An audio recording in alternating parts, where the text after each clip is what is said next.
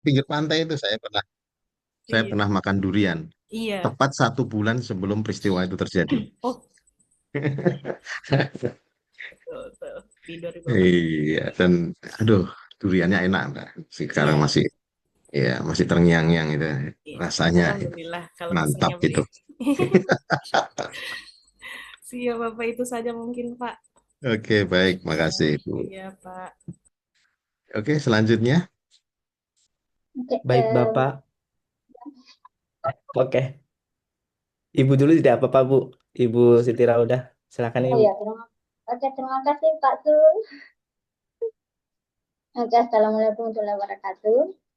Waalaikumsalam. Assalamualaikum warahmatullahi wabarakatuh. Perkenalkan Bapak, nama saya Siti Roda Muthalib. Saat ini saya juga CPNS, dosen CPNS di Prodi Sosiologi Universitas Tadulako. Asal saya dari Polman, Sulawesi Barat, Bapak. Mungkin itu saja perkenalan dari saya, Bapak. Singkat, Pak. Indah banget itu loh. Ya, kalau berkenalan, bisa tahu gitu loh Mbak, masih single atau sudah double, nah, atau triple. Nah, ya, itu kan bisa, mungkin ada yang butuh informasi itulah. Kalau perlu tambah nomor HP gitu ya, teman-teman ya.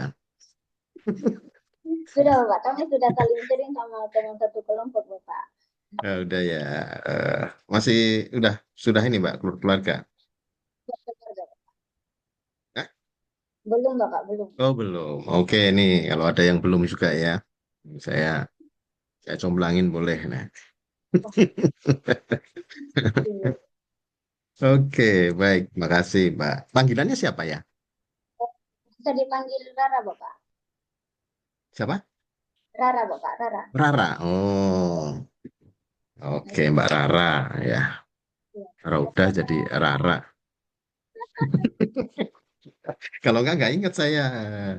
Kalau nggak dicatat gitu ya. Oke, baik, makasih Mbak Rara. Ya, lanjut. Baik Pak, mungkin saya Pak. Ya. Sebelumnya, terima kasih atas kesempatan yang diberikan. Assalamualaikum warahmatullahi wabarakatuh. Selamat pagi Pak dan teman-teman Waalaikumsalam. semuanya. Perkenalkan nama saya Zulkifli Alam Sasutanto Pak. Bisa dipanggil Izul. Asal saya itu dari Purbalingga, Jawa Tengah. Untuk saat ini menjadi dosen CPNS di Universitas Tadulako Pak, di Fakultas Keguruan dan Ilmu Pendidikan. Untuk program studinya yaitu Pendidikan Pancasila dan Kewarganegaraan Pak.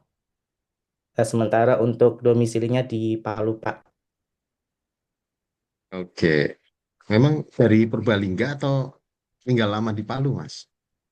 Memang saya aslinya Purbalingga Pak dan mendaftar di Universitas Tadulako di Palu Pak. Oh, sengaja ya? Iya Pak, Kurang, mungkin kurang sudah jauh, rezekinya Mas, saya itu. di sini. Ah, iya, kurang jauh itu. Jadi merantau ya? Iya Pak, betul Pak merantau.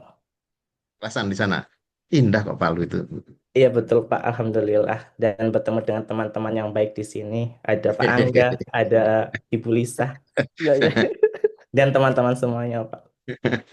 Oke, dulu lulusan mana Mas FKIP-nya? Saya lulusan S1-nya Universitas Negeri Semarang dan S2-nya di Universitas Negeri Yogyakarta Pak.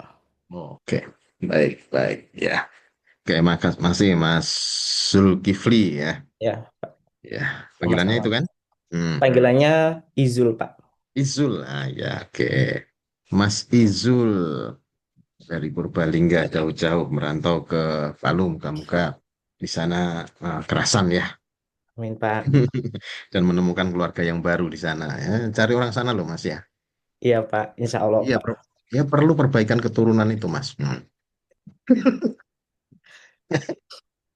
Iya, Iya nggak Pak. apa-apa. Guyon Mas, guyon Mas. Eh, Ya, oke, baik lanjut. Semoga silakan yang belum.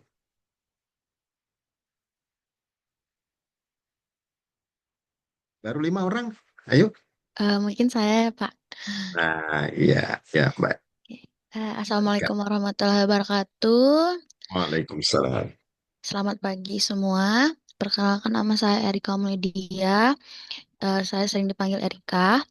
Saya dosen CPNS di Universitas Lampung Mangkurat, Fakultas Teknik.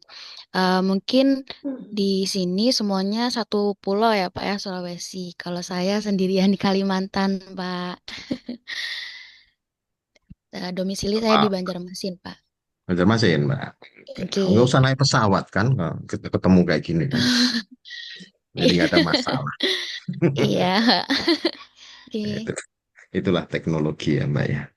Di Oke, Pak. teknologi itu ada positif, ada negatifnya. Oke. Termasuk pembelajaran secara daring begini. Dulu awal-awal tahun 2020-an saya langsung itu, Mbak. Waktu COVID pertama kali melanda itu, dalam waktu 2 minggu saya mengkonversi semua pelatihan yang jumlahnya itu kalau dihitung itu sekitar 14.000 orang ya yang sertanya itu. Dari tadinya itu offline menjadi online semuanya. Hmm. Itu pertama kali rasanya. Jadi langsung saya -2 ya. Oh. Plus malahan ya, malah malah minus plus, ada plusnya, plusnya. Ada Ya plusnya. itulah hikmahnya itu. Oke. Oke, baik Mbak Rika, terima kasih. Oh, ya tadi Terima kasih. misalnya dari Nesli ya, Banjarmasin ya, Mbak ya? Asal. Inggih, Oh, Banjarmasin. oh iya. Ah, Asalnya juga, kalau asalnya dari Tanah Bumbu, Pak. oh, Tanah Bumbu. Oh, Di ya, banyak. Saya Batu sering ke sana Licin. dulu. Ya, itu bara saya Oh, sering ke sana. eh, Sana itu ada apa ya? Udah lama banget saya pindah ke aparatur itu tahun 2017, 2016 hmm. akhir. Tanah Bumbu itu dekat sana, dekat Arut Main, dekat apa lagi ya? Perusahaan-perusahaan menengah banyak juga sih. Tapi pernah ke pantainya juga ya, Pak ya? Ke kan eh, pernah ke kotanya itu cukup lumayan indah kan itu ya. Ada kotanya kecil banget ya. Tapi Iya. tapi bagus gitu. Oke. Itu kalau Tandulumbu terkenal sama ininya Pak, pantainya juga kan ya sering Pantainya. ke sana. Iya, karena kan biasanya tiap tahun tuh ada namanya pesta pantai, Pak. Mapan Hmm. Retasi. Nah, di situ biasanya terkenalnya di situ, Pak. Pesta pantai ngapain aja Iya, Mbak? Kalau nggak pesta pantai. diterangin ini bayangannya bahaya ini. Bayangannya kemana-mana pesta pantai ini. Mas Angga langsung senyum-senyum tuh. Iya kayak Brutal, brutal. jual ya begitu pas seperti ya festival ya Pak ya jual-jual baju makanan tapi memang itu kan adat di sana ya Pak ya jadi memang setiap tahunnya ada yang acara seperti itu kegiatannya di laut Oh, oke, oke. Budaya ya ya itu udah lama ya. budaya iya kayak apa ya rasa syukur ya karena atas ini limpahnya di laut gitu jadi diacarakan gitu. Banyak wisatawannya nggak biasanya? Eh, Lumayan Masih sih, lokal. Pak. Yang Ya, dari luar ada? ya, kalau dari luar belum. Belum. Cuman sesekali aja, tapi banyaknya dari lokal, mungkin dari beberapa luar kota. Hmm. Oke, nanti saya coba cari tahu ya, siapa tahu ada penugasan di sana. Tapi Wah, kayaknya sekarang udah nggak mungkin. ini Pak. Paling banter Jakarta saya. Aduh, Oh, sekarang itu iya. Jakarta paling mana? Paling jauh kota-kota aja. Kalau Oke. dulu saya keliling Indonesia waktu masih di BPSD Ilmu Menerbang karena kan sering ngajar di industri ya, Oke. industri pertambangan. Nah, itu saya keliling Indonesia sering. Oke, baik kita lanjutkan yang terakhir. Oke, mungkin saya terima kasih Pak Lupa atas dia. Nanti kesempatan. kalau nggak saya panggil nanti protes saya, Mbak. Soalnya jaringan dari tadi Pak ini keluar masuk saya di Zoom. Oh gitu. Iya Kenapa Pak. keluar masuk, Mbak? Masuk aja udah kunci pintunya. Baik Pak, Assalamualaikum warahmatullahi wabarakatuh. Dan selamat Waalaikumsalam. pagi. Wabarakatuh. Pagi. Ya, perkenalkan Pak, nama saya Amira Basri. Mungkin lebih mudah dipanggil Amira saja. Eh, Asal saya dari Kota Palu, sama dengan teman-teman yang lain kecuali Mbak Erika.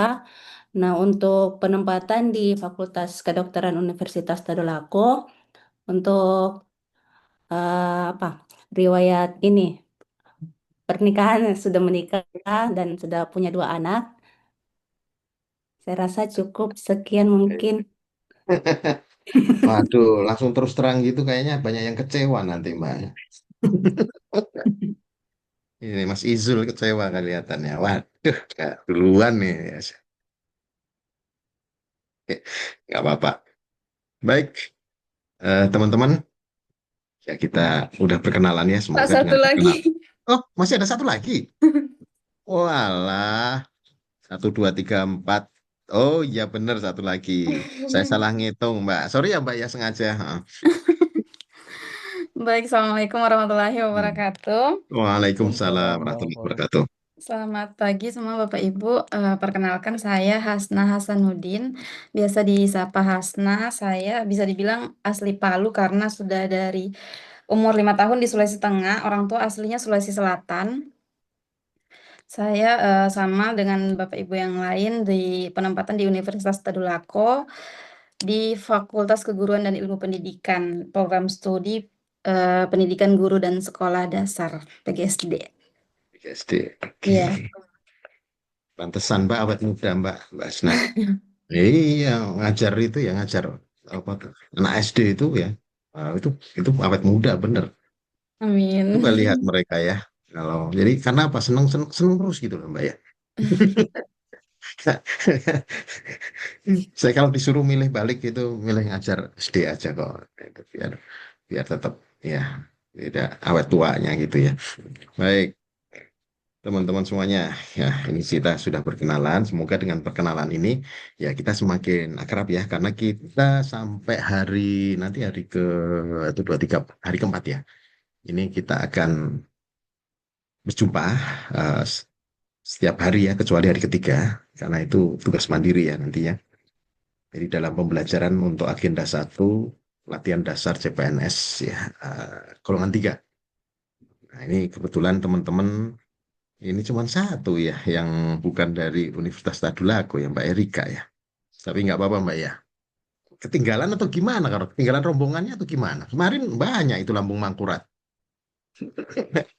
Iya, Tapi nggak Pak, apa-apa. kelempar ke sendiri sendiri di sini. Nggak apa-apa. Jadi malah apa ya? Kadang-kadang orang Indonesia itu kan suka apa ya berkumpul gitu sesuai dengan sukunya, rasnya. Itu malah nggak bagus Mbak. Seperti saya di sini, saya kan juga dari Jawa ya. Terus kemudian saya merantau ke Sunda. Teman saya malah banyak orang Sunda. Nah, jadi saya malah kenal orang-orang dari kampung-kampung seperti itu malah lebih banyak. Kalau dengan orang teman-teman dari kompleks saya kan banyak orang Jawanya juga kan jadi udahlah pain gitu ya kita di situ langit dipijak di situ bumi dipijak di situ langit dijunjung kan seperti itu kita harusnya. Nah, iya kan jadi nggak masalah cuma di dari apalagi nanti kan kalau kalau temennya Lambung Mangkurat sama-sama Lambung Mangkurat ya dari Universitas Lambung Mangkurat mainnya deket Mbak kalau ini mainnya agak jauhan enak. Bener, Pak, bener. Lah iya duriannya enak Mbak. Oh iya, nanti bisa nanti ke sana. Oke baik. Teman-teman kita langsung saja ya jadi tadi seperti saya sampaikan hari ini kita akan membahas terkait dengan agenda satu ya. Dari agenda satu pembelajaran atau modul satu yaitu wawasan kebangsaan dan nilai-nilai bela negara. Ya mungkin kalau kita apalagi ini Mas Izul ya, nah, itu udah ngelotok banget itu harusnya. Hmm. Tapi apakah apakah seperti itu ya? Memang wawasan kebangsaan dan nilai-nilai bela negara. Ya kalau komentar saya sih itu mudah dikatakan ya, tetapi sulit untuk kadang-kadang tidak mudah untuk dilakukan. Karena ini yang kita bicarakan ini bukan sekedar jargon, bukan sekedar hafal, tapi ini adalah values kalau saya melihat. Jadi kalau sudah kita bicara values, itu mendekati beliefs. Kalau sudah beliefs, artinya itu akan memandu perilaku kita dalam keseharian ya di tugas pekerjaan. Nah, terus kemudian dalam kehidupan sehari-hari seperti itu kita akan kita seperti punya sebuah domain perilaku kita ya. Nah, ini kita akan mencoba menyamakan visi kita terkait dengan wawasan kebangsaan dan nilai-nilai bela negara yang sudah kalian pelajari modulnya pada waktu MOOC. Aduh. Kemarin dibaca atau yang penting lulus saja. Ayo terus terang aja. Dibaca, Pak. Skimming. Dibaca. Bener dibaca. Betul kan itu? Iya kan? Punya tebel udah males gitu. Kadang-kadang baca itu ya. Ya, tapi ya kalau saya dulu memang dapat ya. zaman saya dulu ya, ini zaman bahla gitu ya, zaman orde lama gitu ya. Saya masih dapat itu namanya dulu pelajaran di SMA itu ya. Pelajaran PMP ngapalin P4, ngapalin wah butir-butir Pancasila sampai hafal P4 GBHN gitu masih hafal saya. Terus ketika di perguruan tinggi masih ada penataran P4 100 jam itu masih ada saya. Tapi apakah kemudian itu menjamin ya kita kemudian memiliki nilai-nilai ini tadi ya wawasan kebangsaan dan juga nilai-nilai bela negara gitu ya. Nah ini saya pengen sharing dengan teman-teman dulu ini. Kalau menurut teman-teman kemarin ya apa yang sudah didapat oleh teman-teman waktu pembelajaran agenda satu? Ayo Bapak silakan. mungkin izin menjawab, Pak. Ya, Jadi pada agenda 1 untuk pembelajaran di MOOC itu kita dapat mempelajari di antaranya yaitu yang pertama itu wawasan kebangsaan dan nilai-nilai bela negara. Yang kedua itu adanya analisis isu kontemporer dan yang terakhir ini adanya kesiapsiagaan bela negara, di mana pada yang pertama ini wawasan kebangsaan dan nilai-nilai bela negara itu terdapat beberapa poin penting yang harus kita laksanakan dan kita lakukan, terutamanya berdasarkan atas konsensus dasar berbangsa dan bernegara seperti Pancasila, Bhinneka Tunggal Ika, NKRI, dan tentu saja Undang-Undang Dasar NRI 1945, Pak. Nah, untuk yang kedua, mungkin adanya analisis isu kontemporer, kita harus bisa menghadapi Mas, itu agenda berapa itu? Itu modul berapa itu? Kita eh, bicara ini aja dulu. Yang oh Wasbang, ya, yang isu oke, kontemporer besok saja. oke, Karena ada. baik Bapak. Nah, Terima kasih Bapak. oke, baik, makasih Mas Izul ya. Ya, teman-teman, poin-poin apa? Yang paling teman-teman ingat apa sih ketika kemarin belajar modul satu itu? Ayo, yang lain. Apa yang paling teman-teman ingat di situ? Izin saya, Pak. Ya, Kalau yang saya ingat itu dari konsensus dasar itu ada Pancasila, UUD, hmm, Undang-Undang Dasar Negara Republik Indonesia yang 1945, NKRI, sama Bhinneka Tunggal Ika. Kemudian di wawasan kebangsaan itu ada lambang-lambang negara, bendera negara, bahasa negara, dan lagu kebangsaan. Kurang lebih seperti itu, Pak. oke, baik, makasih Mbak Hasna. Nah, ini kalau saya bicara ini ya, sebenarnya ini kok nggak bisa bergerak, kenapa ini?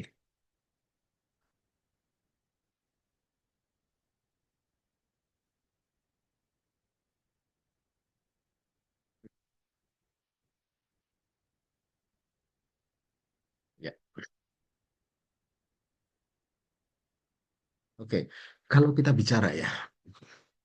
bicara kondisi saat ini ya. Menurut teman-teman itu bagaimana dengan ini ya, aplikasi atau penerapan ya nilai-nilai Wasbang dan nilai-nilai bela negara itu dalam dalam kehidupan berbangsa dan bernegara saat ini kalau menurut teman-teman.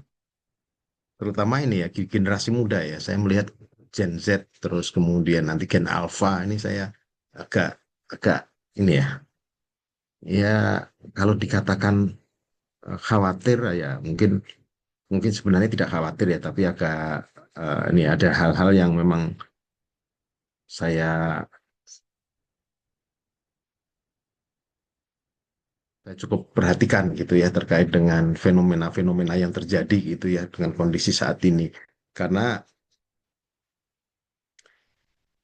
kita melihat bahwa ya semakin lama karena konsensus itu kalau kalau kita bicara kemarin kita baru memperingati ulang tahun kemerdekaan kita yang berapa ya kemarin? 80, Pak. 80 ya. Dan ini berarti kan sudah generasi keberapa gitu ya. Mungkin kalau di generasi saya itu saya masih masih mendapatkan cerita ya dari bapak orang tua saya gitu ya. Orang tua saya kan juga pejuang ya dulu kan ya. Jadi dia tahu kenal kayak Kartosuwiryo, terus tahu Soekarno, terus tahu bagaimana bagaimana perjuangan saat itu ya dalam pada waktu merebut kemerdekaan, mempertahankan itu. dia tahu bagaimana politik ideologi itu waktu itu sangat sangat terasa itu ya persaingannya ya ketika mau mendirikan negara ini. Wah, negara ini pokoknya harus didirikan atas dasar Islam. Oh, negara ini ideologinya harus nasionalisme. Wah, seperti itu. Ada yang komunis, misalkan seperti itu.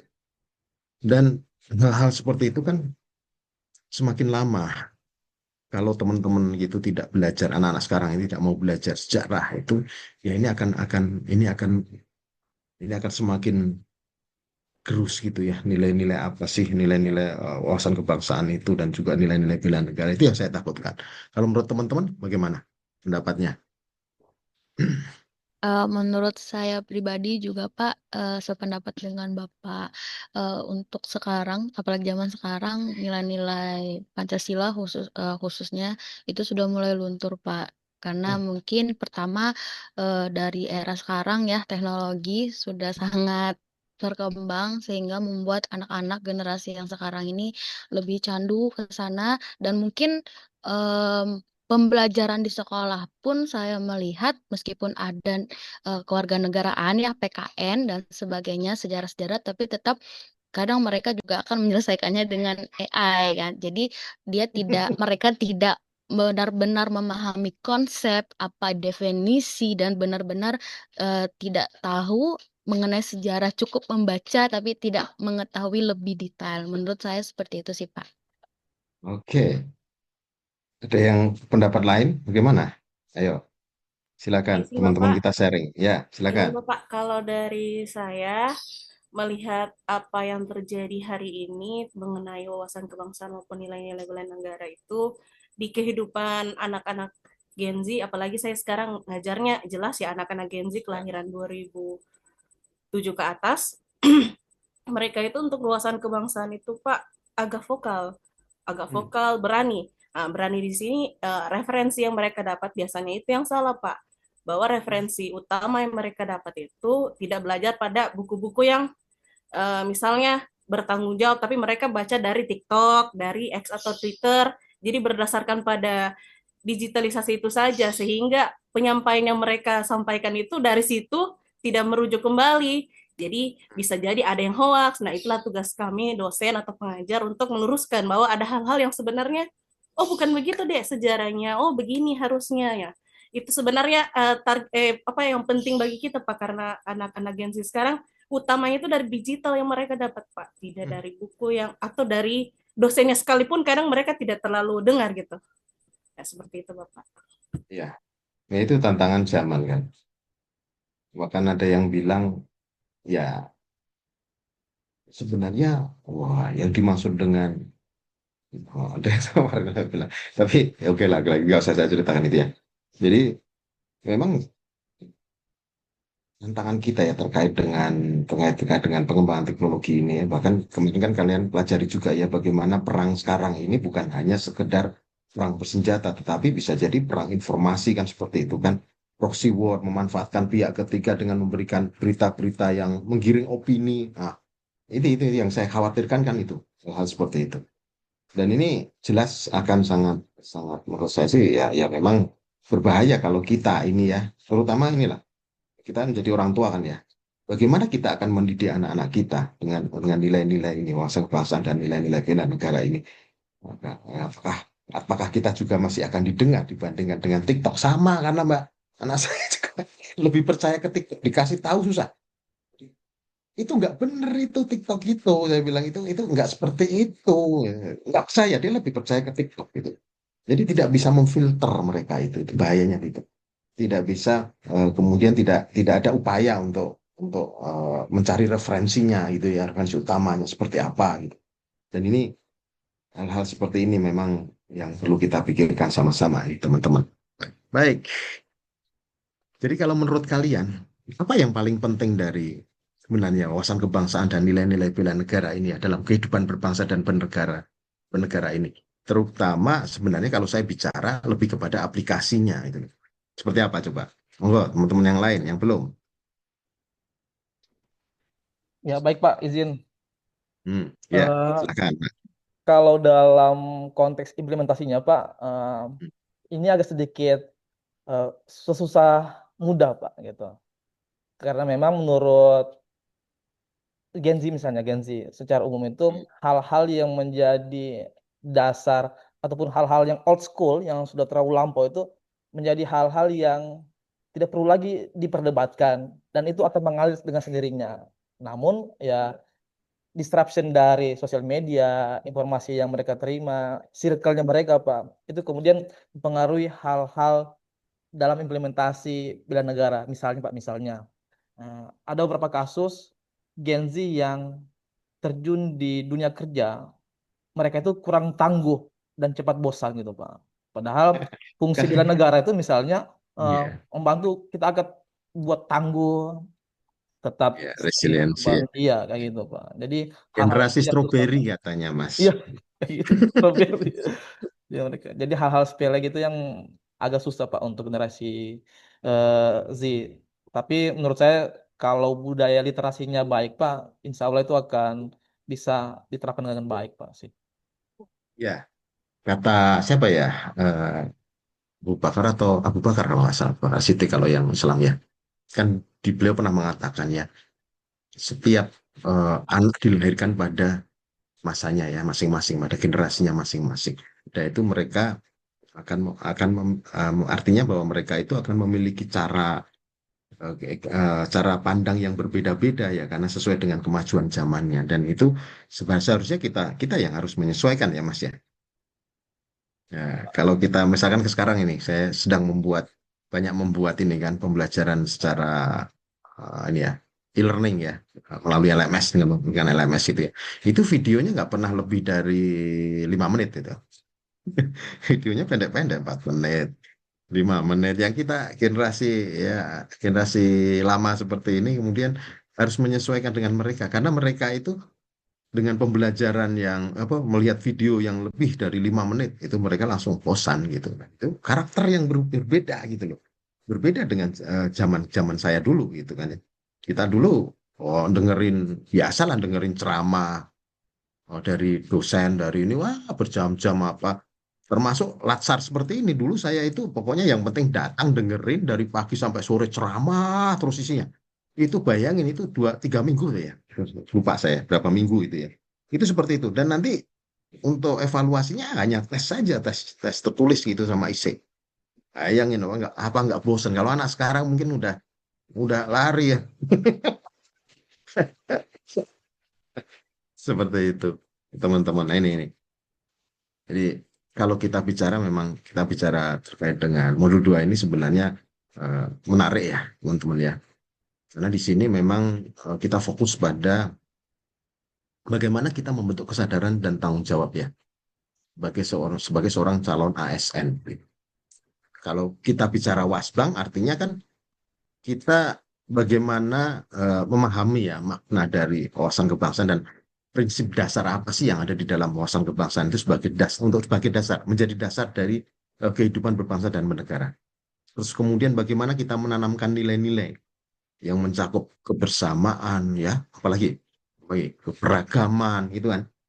Terus semangat persatuan dan kesatuan dalam bingkai NKRI gitu ya. Karena sampai orang-orang luar negeri itu mereka terheran-heran ya melihat Indonesia. Bisa gitu loh. Negaranya pulau-pulau bukan satu satu negara wilayah gitu ya. Pulau-pulau yang terpisah dengan bahasa yang berbeda-beda, bahkan dalam satu pulau aja bisa berbeda dengan ras yang berbeda-beda, agama yang berbeda-beda, tetapi kok bisa tetap bersatu gitu loh. Itu sampai orang luar negeri aja sampai keheranan gitu ya. Apa sih yang menjadi makanya jangan heran kalau banyak yang belajar ke Indonesia untuk itu. Gitu. Karena coba kalian lihat ya, Serbia, Rusia, mana lagi yang pecah-pecah itu ya. Ya kan? Jadi banyak negara yang kemudian memisahkan diri karena mereka merasa berbeda antara satu sama lain. Tapi kenapa kita tidak? Gitu kan? Nah itu. Jadi semangat ini yang harus kita pertahankan gitu. Kita semua ini saudara itu. Bagaimana kita menanamkan bahwa eh, kita ini ya ketika ada seperti satu anggota badan gitu ya. Ketika satu disakiti gitu ya, mau teman mau dari daerah manapun misalkan kalau kita lihat kemarin ya, yang tertimpa bencana di Sumatera. Ya. Tapi coba kita lihat, siapa yang ngasih memberikan bantuan kepada mereka? Seluruh Indonesia kan turun semuanya kan. Nah itu yang saya harapkan hal-hal seperti itu ya. Ini harus kita tumbuh kembangkan terus gitu. Kemudian kalau kita bicara nilai-nilai bela negara, cinta tanah air, kesadaran berbangsa, keyakinan terhadap ideologi Pancasila, terus tanggung jawab terhadap kemajuan bangsa, dan kedaulatan bangsa melalui partisipasi aktif kita ya sebagai bagian ya dari dari warga negara Indonesia ini dalam kehidupan bermasyarakat. Oh, saya nggak usah memberitahukan ya Pancasila untuk apa, undang-undang untuk apa, kita sudah tahu semuanya. Tapi yang paling penting itu adalah bagaimana kita mengimplementasikannya, gitu ya. Ini sebenarnya yang paling penting. Karena banyak orang yang tahu ya secara teori konsepnya, tapi dalam perilakunya kok seringkali tidak tercermin. Coba teman-teman kalau melihat ya, bagaimana perilaku para pejabat negara yang kemudian misalkan tertangkap ya oleh KPK atau kejaksaan itu. Bagaimana yang paling memukul itu adalah itu ya Kapolres Bima misalkan. Itu baru mendapat penghargaan kemarin terkait dengan narkoba itu ya. Berprestasi dia terkait pemberantasan narkoba. Tertangkap dengan uang 1,5 miliar dan berapa satu koper sabu-sabu. Bisa jadi ya. Kalau dosen apa? Untung nggak ada ya. Nggak ada ya. Kalau dulu berkali-kali, saya masih ingat waktu itu ketika ini ya guru besar ya kemudian terbukti dia melakukan plagiasi, pelecehan di kampus. Jangan dikira saya nggak tahu, tahu mas, enggak. Ya itu hanya contoh saja lah. Dalam arti contoh case yang kemudian membuat ini ya dahi kita itu berkernyit. Ada apa sih ini? Apa yang salah gitu dari pendidikan kita? Gitu. Apa yang salah dari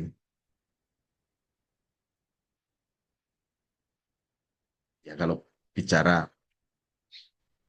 kita bicara ya, kehidupan di masyarakat ya mungkin di masyarakat kita, kehidupan sosial di masyarakat kita apa ini sebenarnya? Nah ini kita akan coba cari itu semuanya. Tapi ada yang ketemu nggak? Ada yang sudah ketemu nggak? Kenapa kok itu bisa terjadi? Berapa kali kemarin kasus korupsi itu? Turut-turut itu kan ya. Bea cukai, kurang apa mereka? Terus ketua pengadilan Depok, kurang apa mereka gajinya? Kalian masih bermasalah dengan Raymond kan? Dengan Tukin apa Raymond? Tukin ya. Mereka udah tinggi itu. Seperti yang saya bilang dulu, saya dulu sempat debat ya. Gaji yang tinggi, tunjangan yang tinggi itu tidak otomatis menjamin bahwa mereka itu akan bersih itu. Saya bilang begitu dulu. Saya ternyata terbukti juga gitu.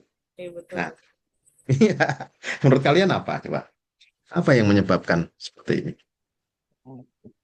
Kalau dari saya pribadi Pak, moral kita Pak, tidak ada rasa nilai apa ya? Rasa cukup Pak, rasa cukup kita itu tidak ada. Wih, Wewenang saja Pak dibatasi, tapi rasa cukup kita itu sebagai manusia merasa bahwa sudah ada A maunya BCD, sudah ada BCD maunya lebih lagi Pak. Itu rasa itu yang kita tidak batasi terhadap diri kita sendiri Pak. oke. Rasa apa tadi Mbak? Izin Bapak rasa cukup Pak, cukup. Rasa cukup. Atau mungkin rasa syukur sama? Ketidakpuasan Pak mungkin Pak. Tamak, Pak. Ketidakpuasan ketika mendapatkan sesuatu harus misalkan sudah ada tetapi ingin lebih seperti itu Pak. Oke. Sama lah, rasa cukup, ketidakpuasan, sama. Nah, itu mungkin saudaraan ya. Kayak.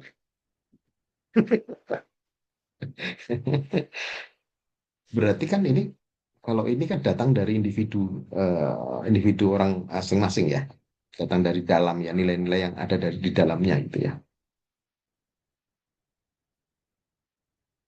Oke, baik. Terus kira-kira apa lagi penyebabnya?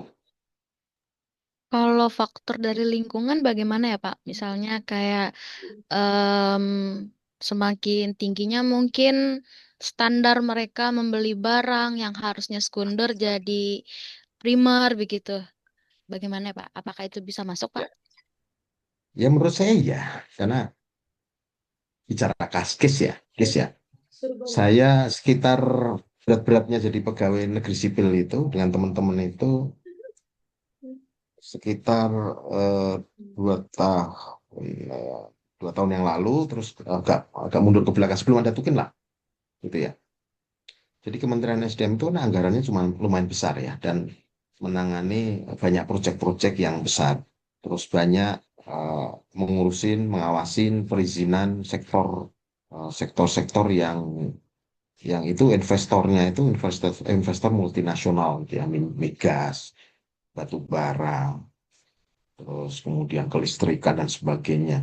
Sementara gaji mereka, kalau kalian tahu ya, teman saya aja dulu, Mas, saya itu ngurusin anggaran saya tahu nggak Mas? Triliun Mas untuk proyek ini. Tapi gaji saya 15 juta hidup di Jakarta gitu. Wah, berat banget Mas kalau saya nggak tiap hari. Jadi makanya untuk nambahin itu Mas, saya tiap hari harus ini lah mikir. Pokoknya dalam sebulan itu bisa jadi DL semua Mas saya. Kalau nggak nutup Mas kata dia. Ya memang pendekatan kesejahteraan itu juga menjadi sesuatu yang sangat penting ya.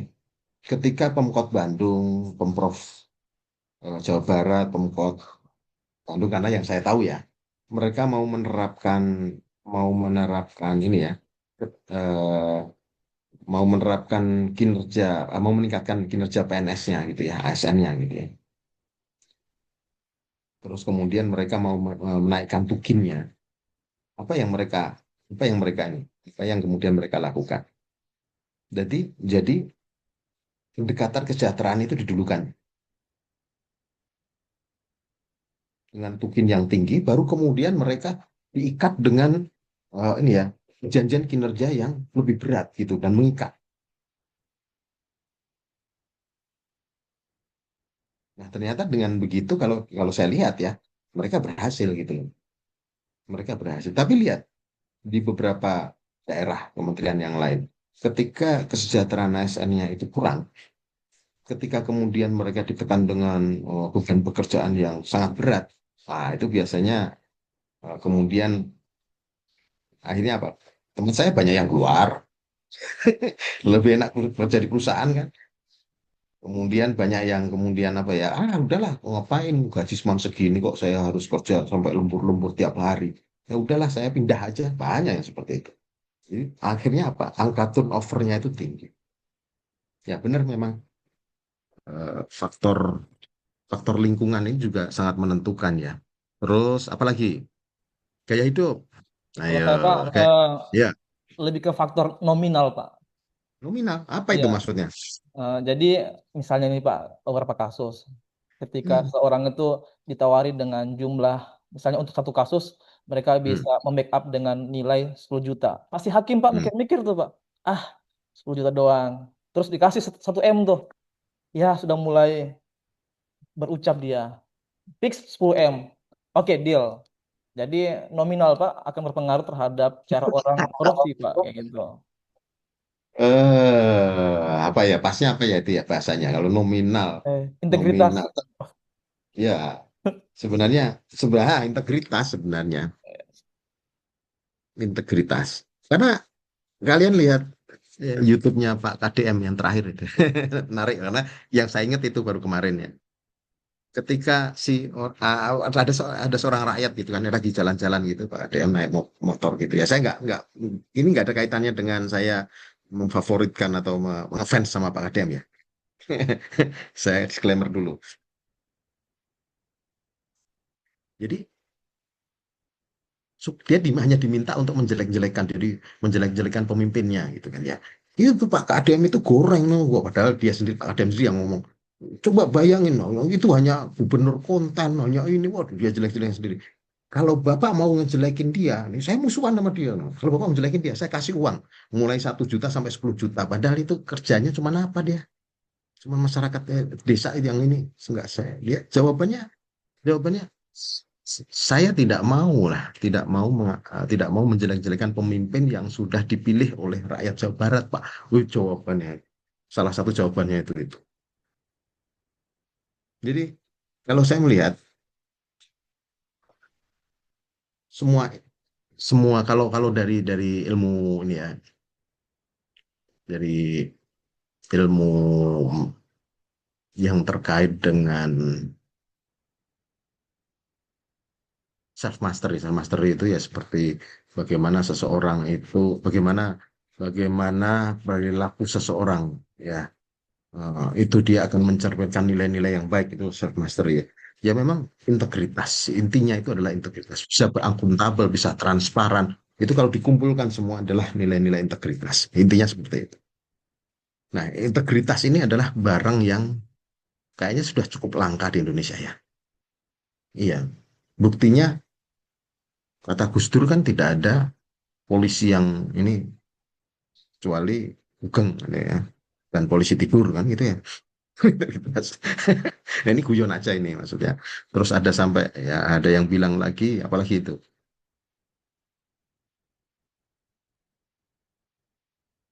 Banyaklah jargon-jargon ya. Kalau kamu lapor polisi kehilangan kambing, maka kamu akan kehilangan sapi. Banyak sekali lah hal-hal seperti itu ya. Sampai itu kemudian terstigma juga kepada kita ya sebagai PNS itu ya, ASN gitu ya. Dan stigma-stigma masyarakat itu sampai sekarang belum hilang gitu. Stigma negatif. Kalau positif masalah. Jadi kalau saya ngelihat ya teman-teman ya, seperti yang sudah kita bicarakan ya, faktor nominal. Sekarang kebanyakan kasus korupsi itu kan datang dari ini ya, antara pemegang kekuasaan dengan pihak swasta. Rata-rata kan itu konspirasi mereka.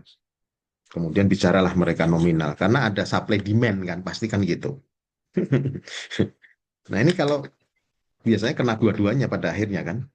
Nah kalau dua-duanya ini masyarakat ataupun juga aparat aparat ataupun ya aparatur sipil ya negara itu mempunyai nilai-nilai wasbang dan juga nilai-nilai bela negara. Saya kira apa yang kita bicarakan tadi itu tidak mungkin terjadi, bukan fenomena ya, kejadian-kejadian saat ini itu harusnya tidak terjadi gitu. Kurang apa sih pegawai bea cukai itu? Kalau kalian tahu gajinya, ngeri mas, paling tinggi mereka. Hakim kemarin udah dinaikin kan, 30 juta, kurang apa gitu ya, kurang syukur. Ya. Karena mereka nggak mau bersyukur gitu loh. Syukur itu dari dalam. Jadi artinya apa? Nilai syukur itu biasanya kalau nilai-nilai spiritualismenya tinggi, maka mereka itu akan sadaran untuk bersyukur atas segala nikmat yang diberikan oleh Allah itu akan muncul gitu. Jadi nilai-nilai spiritual itu juga menjadi sangat penting. Iya kan? Loh, kejadian loh tempat saya itu. Jadi saya sampai pikir gitu loh. Ada kasus saya itu konspirasi mereka satu bagian keuangan gitu ya. Mereka melakukan korupsi sama-sama gitu. Ada satu orang, dia memang orangnya itu dikenal sholatnya rajin, masjid dan sebagainya. Tapi ketangkep gitu loh, sampai orang keheranan. Aku tahu nggak mas yang dia lakukan? Dia nggak bisa nolak teman-temannya itu. Mungkin karena apa ya? Oh ya imannya lemah. Tapi tahu nggak duit yang dibagi sama dia itu masih utuh di amplop sampai ratusan, sampai utuh itu. Nggak dia apa-apain, dikembalikan aja gitu. Nggak dipegang sama dia sebenarnya.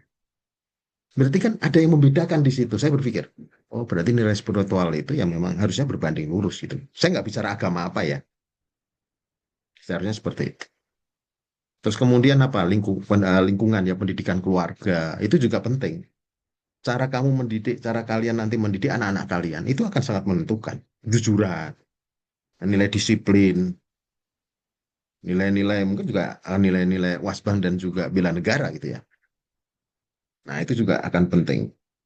Terus kemudian apa lagi ya? Ya kalau kita bicara tadi yang di Mas Angga bilang, wah nominal. Artinya ada sistem di dalam negara ini yang harus kita perbaiki kan. sistem dan juga orang-orang yang ada di dalamnya, termasuk kita ini. Kita ini ya harus diberesin gitu. Ketika, coba saya tanya, ketika kalian masuk ASN yang terbayang di kalian itu apa? Motivasi kalian apa? Coba.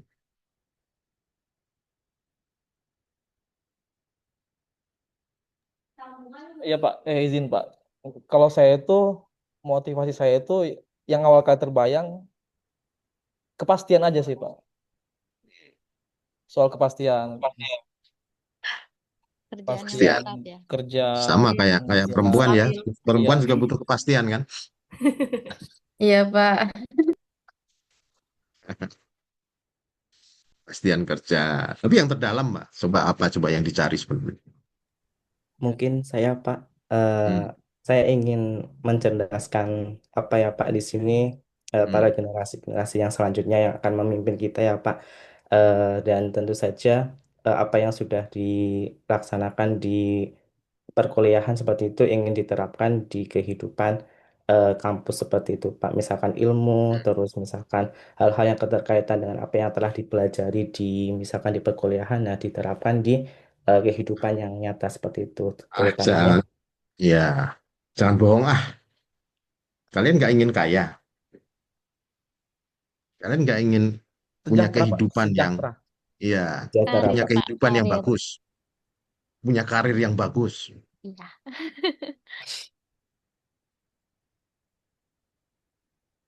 Pasti semua orang pengen Pak. Ya, semua orang pengen kan. Nah, itu kan godaan itu kan. Itu kan faktor eksternal yang akan datang ke kita, ya kan. Yang pasti akan kita alami nanti. Ya, kayak gini. Oke lah, pertama, biasalah kalau masih baru itu masih punya idealisme gitu kan ya. Nanti banyak faktor-faktor eksternal yang akan mendatangi kalian gitu kan ya, akan mempengaruhi kalian. Karena kalian sudah masuk ke dalam sistem gitu ya. Masuk birokrasi itu artinya kan sebuah sistem. Sebuah sistem itu di dalamnya banyak sub-subsistem. Biasanya di dalam organisasi itu punya ya masing-masing sistem itu punya karakter masing-masing gitu ya. Ya, tempat saya, tempat sana basah, makanya jangan ada istilah, tempat sana basah dan sini kering. Nah, seperti itu. Nah, disitulah nanti akan diuji gitu ya. Nah, ini faktor-faktor dari luar ini apa? Ya, kalau nanti Mas Zulkifli misalkan menikah terus, Mas tetangga kita punya mobil nih Mas. Bagus mobilnya kan dosen sama dengan Mas Izul. Masa kita nggak bisa, kita cuma kemana-mana naik motor.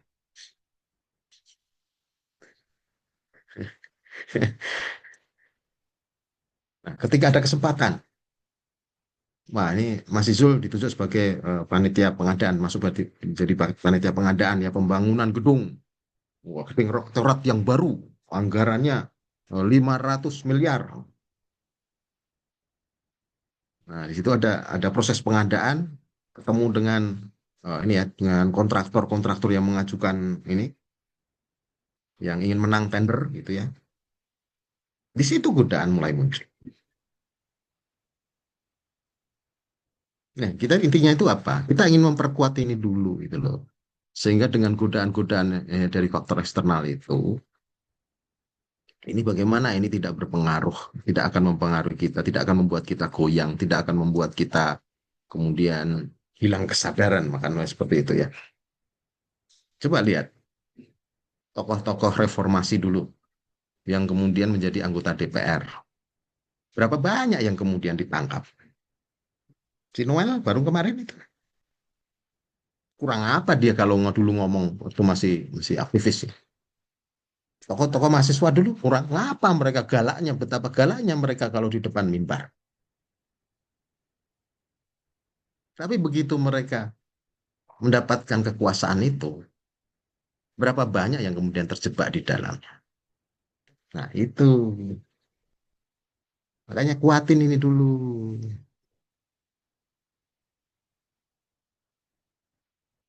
Itu ya. Oke, baik. Jadi ngomongnya kemana-mana. Nah, ini sekarang agak fokus ya. Kita sekarang ngomong keberagaman ya. Nah ini saya nggak usah jelaskan ya. Nah, kalau kita bicara bahwa potret negara Indonesia ini majemuk, multikultural, plural, itu memang iya ya. Pembagian waktu aja ini kita udah berbeda-beda. Kemarin saya paling pusing itu, ada 3 waktu berbeda. Nah gimana nih saya pembelajaran? Jumlah etnisnya, bahasa, coba agama yang berbeda. Ya, sadar nggak kalian, teman-teman ini? Sudah nggak teman-teman keliling apa ya, jalan-jalan lah keliling Indonesia gitu. Di situ kalian akan teman-teman akan menyadari gitu betapa Indonesia ini begitu luasnya. Ketemu orang, saya dulu awal-awal ketemu orang Dayak, oh gitu orang Dayak. Ketemu orang asli sana oh, Papua, oh Papua asli itu begini. Nah, tapi sebenarnya tapi kenapa kemudian saya nggak tahu ya, kenapa kemudian saya tetap menganggap bahwa mereka itu saudara saya, malah dekat saya, walaupun cuma seminggu 2 minggu di sana. Kita lihat betapa besar negara kita itu ya, 1,9 juta loh kilometer persegi, sangat besar itu. Memang paling besar itu Rusia ya, Kanada, Amerika ya. Tapi kita termasuk yang lebih besar daripada Prancis, Jerman, Italia. Nah, itu. Jadi melihat bagaimana Indonesia ini ya, saya speechless lah ibaratnya seperti itu. Tidak bisa berkata-kata itu ya. Betapa Indonesia ini sangat luas, betapa Indonesia sangat beragam. Tapi kenapa kita bisa dipersatukan? Ini ada heran saya. Nah di sini, bagaimana kita bisa memahami ya secara utuh ya bangsa dan negara ini. Misalkan kita bicara Pancasila, dasar negara, ya memang harus kita junjung tinggi gitu ya, nilai-nilai Pancasila. Undang-undang dasar sebagai landasan hukum, dan AKRI dan Bhinneka Tunggal Ika sebagai fondasi. Terus kemudian Wasbang di situ ya, bagaimana kita memahami secara utuh bangsa ini, ya, menumbuhkan rasa bangga, kecintaan, ya, memandang Indonesia sebagai satu kesatuan. Sampai desa-desa itu tulisannya NKRI harga mati. Di tempat saya itu padahal kurang desa apa itu di tempat ini apa mertua saya itu. Sampai dituliskan seperti itu. Rela berkorban mereka untuk kepentingan bangsa dan negara. Menjaga persatuan. Oh, tapi jangan salah loh. Meskipun di daerah sudah seperti itu ya, di daerah pelosok seperti itu, nasi Padang sudah ada loh. Orang Padang sudah jualan nasi Padang di situ. Nah, apakah mereka kita ganggu? Enggak, malah kita yang beli yo. Nah, disitulah bagaimana kemudian ya kita tadi menciptakan sikap bela negara, menjaga persatuan, terus kemudian mentaati peraturan. Satu hal saja, mentaati peraturan. Saya paling pusing tuh peraturan lalu lintas itu. Lama-lama kok nggak mungkin pusing mas. Nah, ini bayangin coba, kadang-kadang saya paling paling paling kesel itu kan. Wah ini kan mau jalan ini mau di sini kan.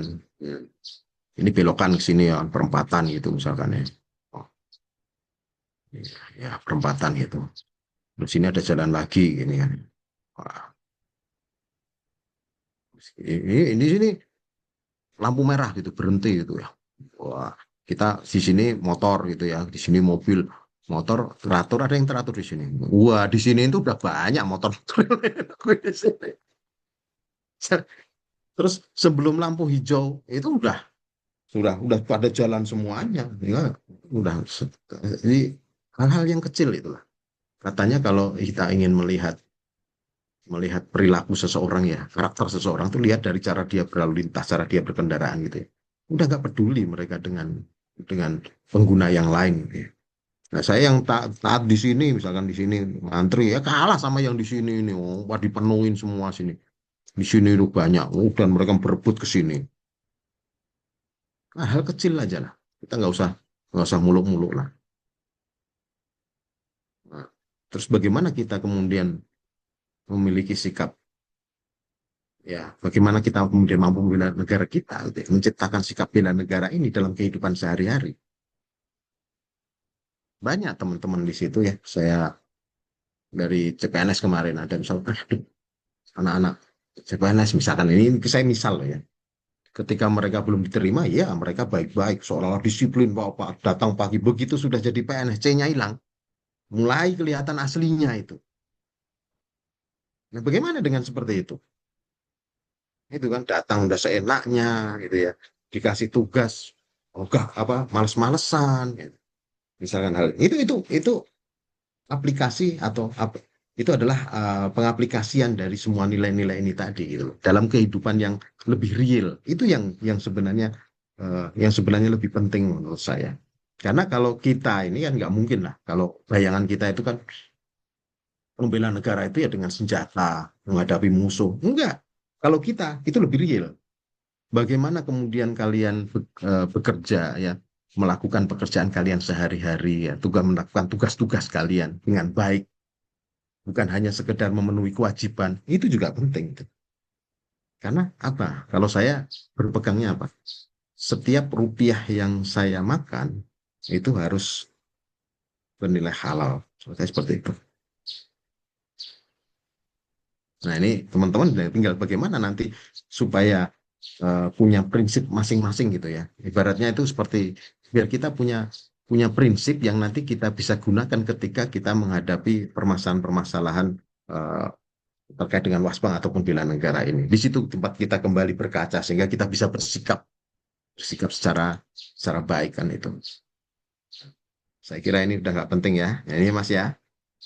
Ini juga saya kira teman-teman sudah baca semualah dan saya tidak perlu bahas lagi gitu ya. Ini bendera. Nah, di sini. Bagaimana kemudian manajemen pemerintahan negara ini? Kalau saya bilang ya, kita ini sekarang kalau ASN itu ada di bawah siapa? Ayo, siapa? Pemimpin tertinggi ASN itu siapa? PNS ASN itu siapa? Ada yang tahu? SN kementerian. Kemenpan RB, Pak. ini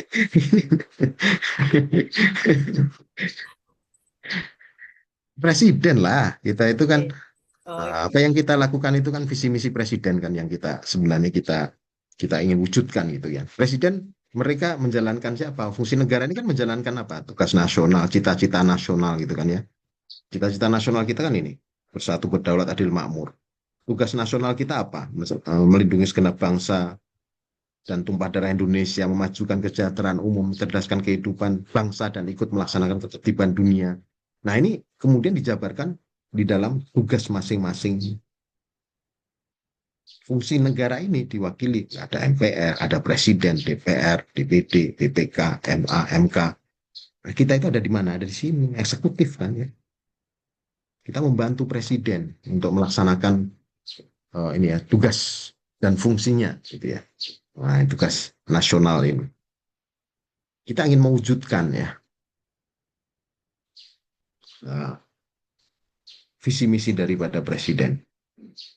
Dan ini menjadi dasar bagi kemudian menjadi semua kebijakan, semua tindakan negara untuk melindungi dan memberdayakan rakyatnya. Nah, disitulah fungsi negara dia dijalankan berbagai lembaga ini itu memiliki peran masing-masing untuk menjalankan pemerintahan dan memastikan negara itu berfungsi sesuai undang-undangnya, sesuai Undang-Undang Dasar 1945. Nah, disinilah kemudian Presiden itu kan kepala negara, sekaligus kepala pemerintahan yang memimpin pemerintahan, menetapkan kebijakan, bertanggung jawab atas implementasi hukum, jaga stabilitas negara, kemudian diwakililah dengan ada di situ ada kementerian lembaga, ada pemerintah daerah yang dari tingkat 1 sampai pemerintah yang paling ini ya, yang paling rendah. Di situ sampai kemudian nanti ada masalah pendidikan diurusin nanti ini ya, pendidikan tinggi sendiri, menengah sendiri, dasar sendiri. Nah, seperti itu. Nah, itulah fungsi-fungsi pemerintahan dan kita ada di dalamnya kan. Artinya ya kita harus mendukung, kita harus kalau di cascading itu ya dijabarkan itu mulai dari presiden diturunkan sampai ke kita itu dapat kita sebenarnya kalau mau. sampai tugas kita itu apa sih seharusnya gitu ya.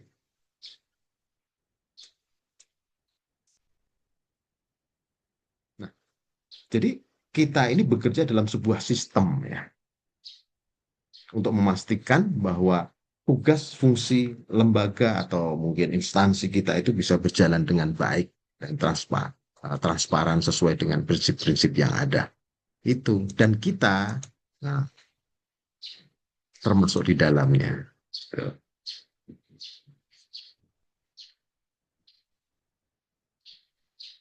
Nah, kalau kita bicara Sankri ya. Sankri itu apa? Sistem Administrasi Negara Kesatuan Republik Indonesia. Ini fondasi utama ya dalam penyelenggaraan negara itu ya. Di situ ada nilai, struktur, proses untuk mewujudkan cita-cita. Di sini kan ini kan Sankri ya. Di sini ada proses, di sini ada organisasi. Sebentar, kacamata saya mana ya? Kalau udah kecil-kecil tuh mulai nggak kelihatan ya. Kacamata tadi sama mana ya? Bisa hilang ya.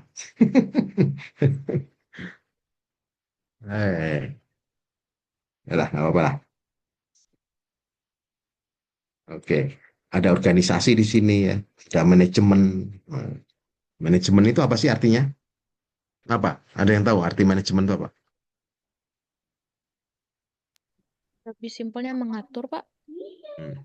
Ada ya manajemen pengaturan gitu ya. Kita pengaturan. Di sini ada proses. Terus kemudian di sini akan ada kebijakan. Ini proses, di dalam proses itu, ini kan organisasi kita ada organisasi sama ada manajemen untuk melaksanakan proses ini. Di situ ada kebijakan, pelayanan, kemudian ada kinerja, dan ini semua yang kita lakukan di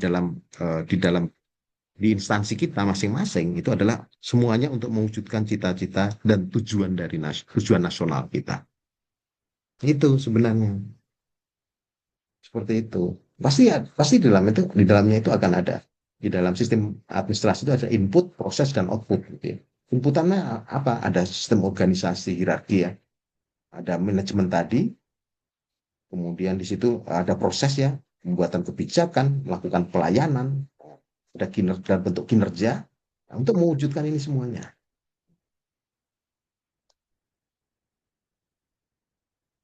Nah, sekarang pertanyaannya adalah apa yang mau Anda kontribusikan dalam perjuangan mewujudkan cita-cita dan tujuan NKRI ini? Nah itu, tanyakan itu, jangan tanya hak dulu lah. Udah masuk PNS itu ya udah segitu-gitunya gitu loh. Dulu ketika saya masuk PNS ya, kebetulan kan orang tua saya kan PNS dulu. Dulu dua-duanya, tapi ibu kemudian keluar. Kakak-kakak saya PNS. Saya udah tahu saya itu nggak bakalan kaya gitu loh.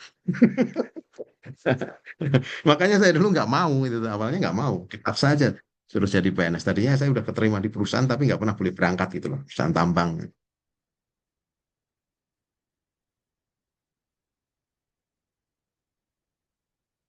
Tapi apakah seorang PNS nggak boleh kaya, Mas Izul?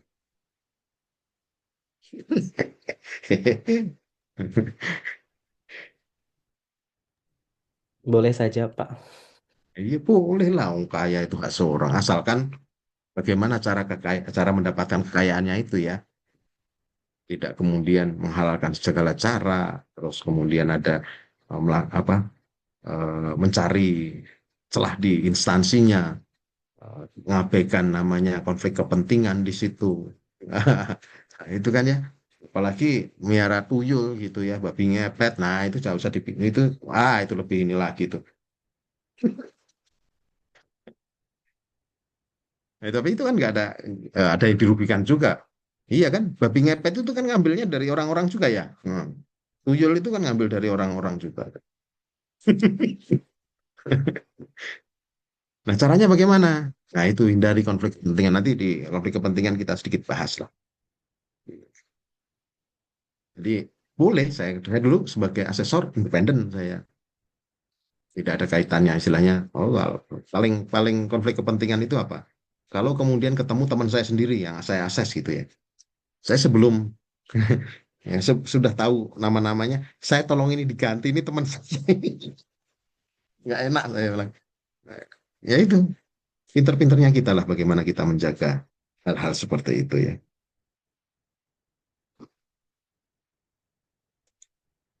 Oke, apalagi nih. Kira ini hampir sama, struktur kelembagaan, saya kira tidak usah saya ini kan ya. Nah, ini nilai-nilai bela negara. Nah, coba kita lihat ya, nilai-nilai bela negara. Ini bagian penting dari sistem pertahanan negara Indonesia. Kenapa orang segan dengan Indonesia? Karena ketika Indonesia diserang, itu tidak hanya angkatan bersenjatanya yang akan turun, tapi masyarakat juga akan turun. Itu yang ditakutin. Jadi itu namanya pertahanan rakyat semesta kan gitu kan. Kenapa? Karena ini, ya kan undang-undang kita udah jelas gitu loh.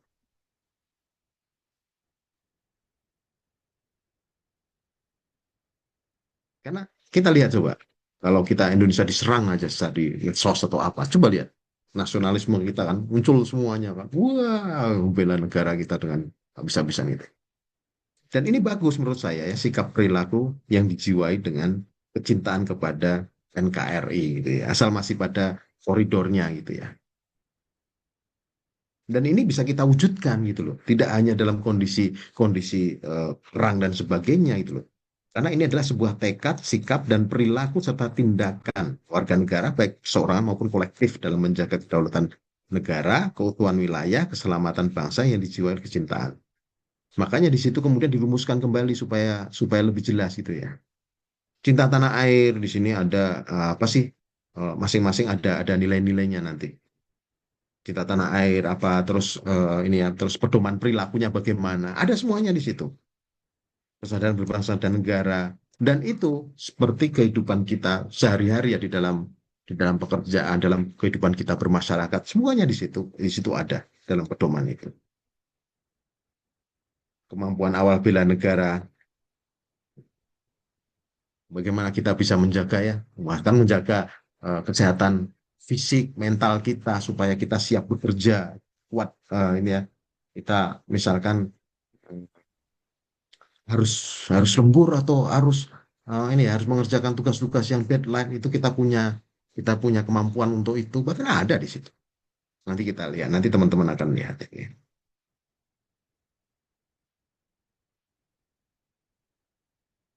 Ini Hari Bela Negara ya, 18 Desember.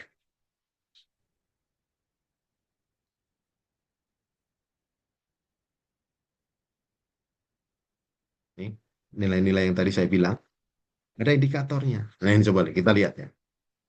Menjaga tanah pekarangan seluruh ruang wilayah, jiwa raganya bangga sebagai bangsa Indonesia, jiwa patriotisme terhadap bangsa dan negara, menjaga nama baik, memberikan kontribusi, bangga menggunakan hasil produk bangsa Indonesia. Nah, ini harus kita pahami bersama. Termasuk misalkan dulu pernah ada kejadian di kita itu ada anak PNS dikeluarin tuh. Jadi dia membocorkan rahasia, tapi sempat ada omongan katanya jangan-jangan dia nggak ngerti gitu ya bahwa peta-peta dan sebagainya, misalnya peta-peta kekayaan negara itu adalah rahasia negara itu ya, nggak boleh bocor ke umum misalkan seperti itu. Tapi saya kira tahu karena kita sudah memberitahukan. Jadi kalian hati-hati ya dengan hal-hal tersebut ya. Nih, kesadaran ini, partisipasi aktif dalam profesi kemasyarakatan, profesi politik. Menjadi ketua RT aja itu udah menunjukkan nilai-nilai kesadaran berbangsa dan bernegara. Kalau Bu RT, sama ya Bu RT ya.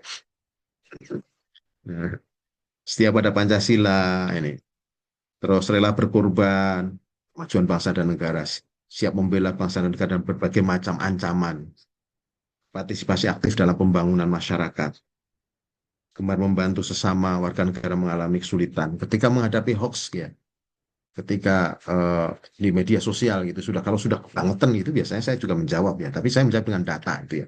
Misalkan terkait dengan kekayaan alam Indonesia, kita itu ini melimpah dengan minyak, kenapa harganya sangat mahal, melimpah dengan batu bara, kenapa listrik mahal. Itu kan karena masyarakat itu kan meraba supaya kadang-kadang kan kuncian ya yang muncul ya, orang yang nggak tahu itu kan cuman masyarakat yang awam itu kan hanya menangkap begitu saja. Nah, ketika kita yang ada di instansinya, kita bisa menjelaskan dengan baik, dengan data dan sebagainya. Nah, itu kan bisa jadi itu merupakan salah satu indikator ya, bela negara itu tadi. Nih, cerdasan emosional, spiritual. Coba lihat, spiritual. Kalau kita bicara kecerdasan itu kan banyak ya. Ada berapa kecerdasan, jenis kecerdasan itu? IQ, EQ yang utama aja ya. Banyak, ada ratusan sebenarnya. Ada SQ. SQ tahu?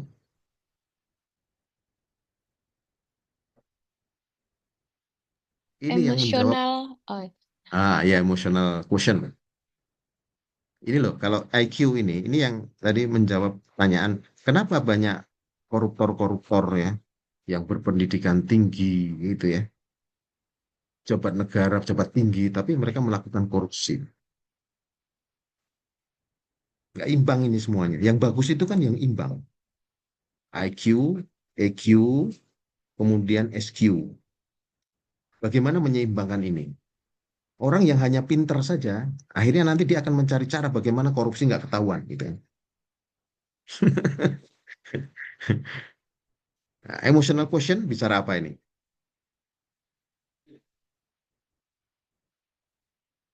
emosional berarti emosional dari pribadi ya, Pak. Ya, jadi bagaimana ya kita bicara bagaimana seseorang itu misalkan ya menghadapi tekanan, menghadapi ini ya, menjaga emosinya, bagaimana bisa tetap bersikap dengan baik dalam kondisi tertekan dan sebagainya. Nah, itulah emotional question itu.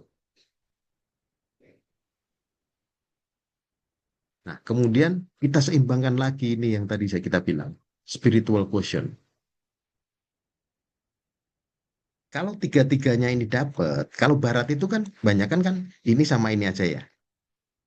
Kalau kita orang Indonesia tambahin dengan ini.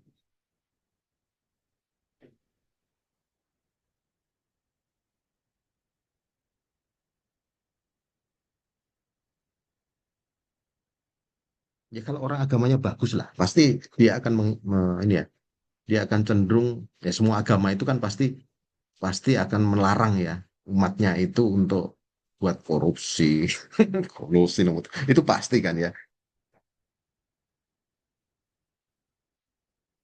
Nah kalau biasanya kalau secara keagamaan bagus di sini, dia secara perilaku biasanya juga akan lebih bagus. Nah, ini seimbang ini. Nah seringkali dalam tes-tes apa kita itu kan di sini hanya mengetes ini saja. Sementara ini jarang dites kan ya. Apalagi ini nggak ada. Nggak sholat aja nggak ngaruh kan istilahnya seperti itu. Nggak menjalankan agamanya. Misalkan saya ateis, mana tahu mereka. Gitu. Oke. Nah ini masih hari pertama, tenang aja.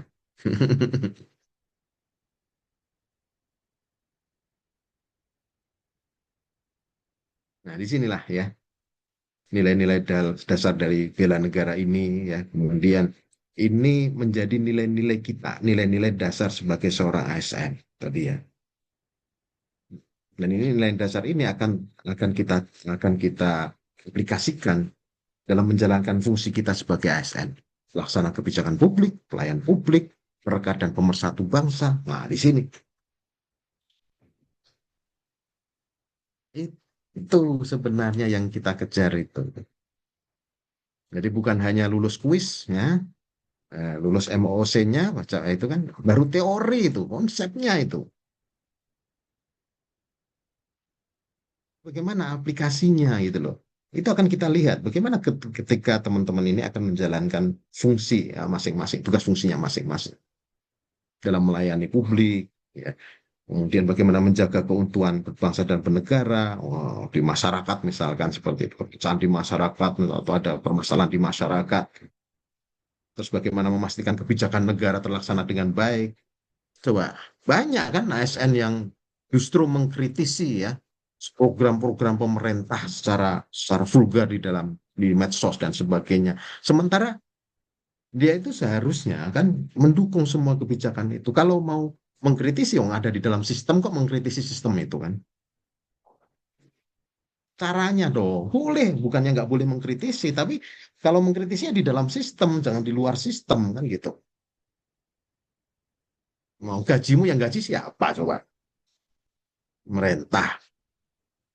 Malah menjelek-jelekkan pemerintah, ASN. Nah, itu kan kadang-kadang ya saya lucu aja melihat hal seperti itu.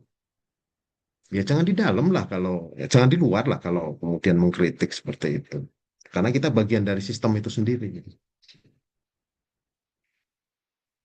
Oke,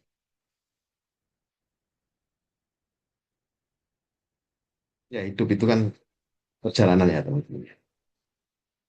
Nah ini teman-teman baru ada di garis start gitu. Teman-teman itu baru akan memulai sebuah perjalanan yang jauh. Nanti bagaimana teman-teman memaknai ya pekerjaan, memaknai kehidupan ini. Nah itu akan memberi arti pada perjalanan karir teman-teman.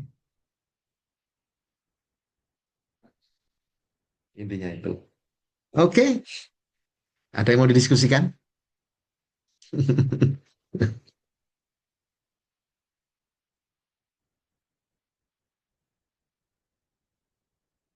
Ayo mau ngobrol apa aja boleh, bebas kalau saya.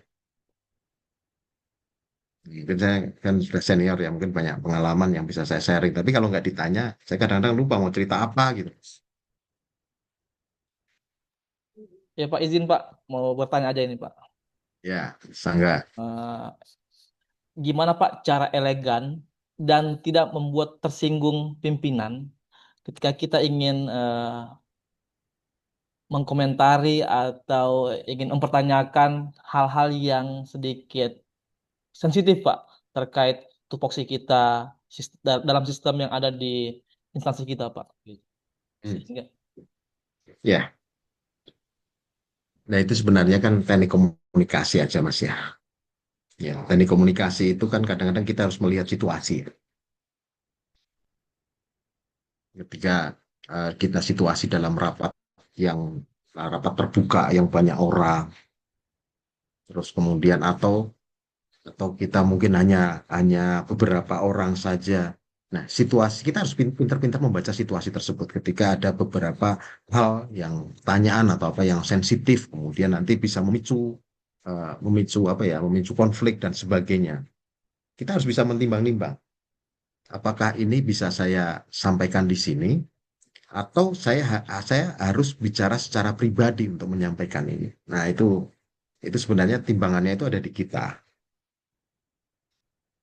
Kalau kemudian kita lihat bahwa kalau ini kelihatannya, ini menurut saya tidak pantas di sini kalau saya sampaikan karena ini saya seolah-olah akan seperti menyerang pimpinan. Ya jangan dilakukan di situ kan gitu. Tapi kalau ini hanya hal biasa saja seperti ada pimpinan akan menjelaskan lebih lanjut ketidaktahuan saya tentang tupoksi saya sehingga tidak mungkin ini akan menyinggung beliau, ya sampaikan di situ seperti itu. Sama seperti ketika nanti kalian akan menghadapi permasalahan-permasalahan ya konflik di internal, konflik dalam organisasi itu banyak ya.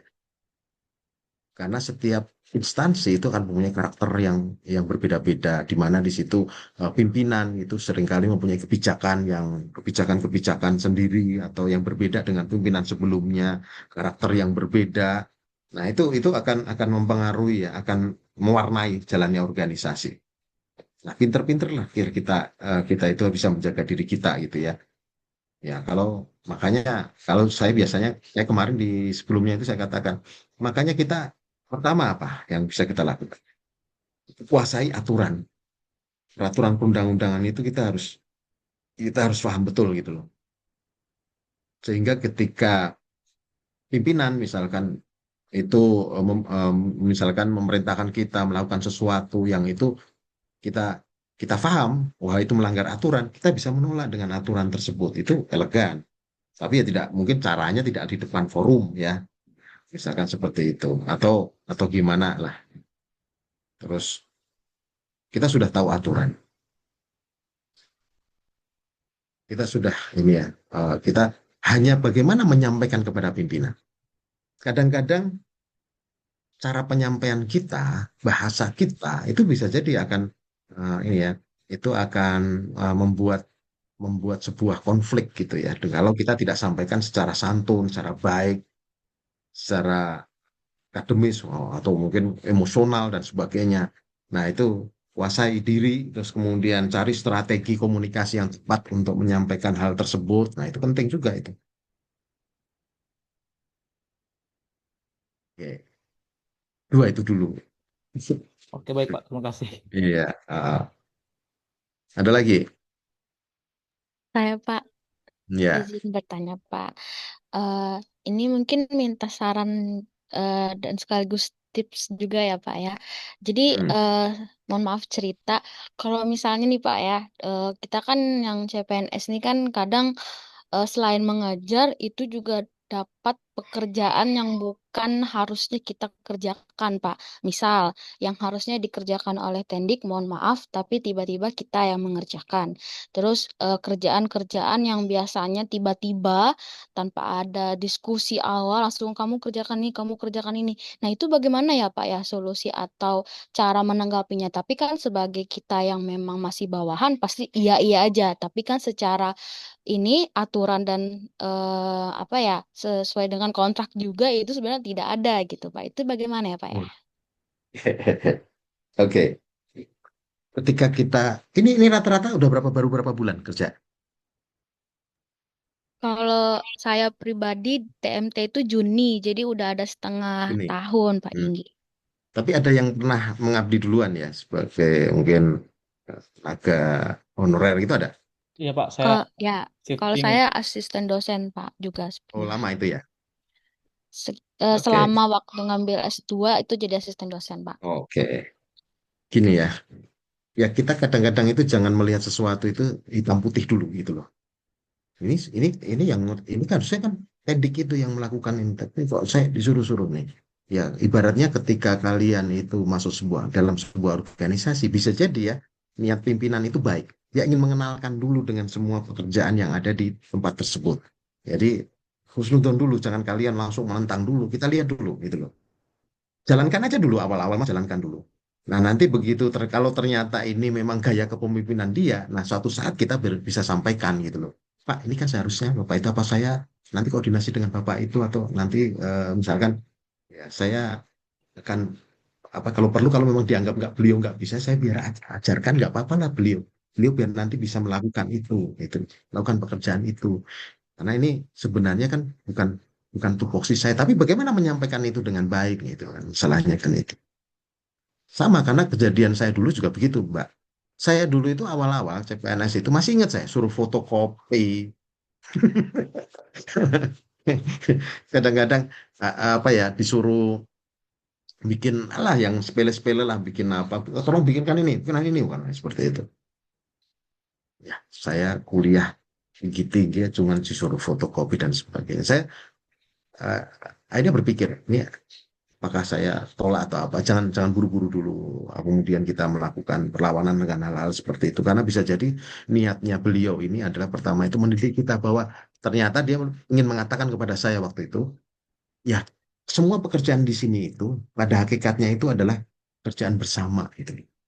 Kalau misalkan satu tidak masuk, kamu harus bisa juga membantu di situ. Kalau ada yang pincang harus bisa membantu di situ, maka kuasai semua pekerjaan. Ternyata beliau hanya ingin menyampaikan itu pesannya.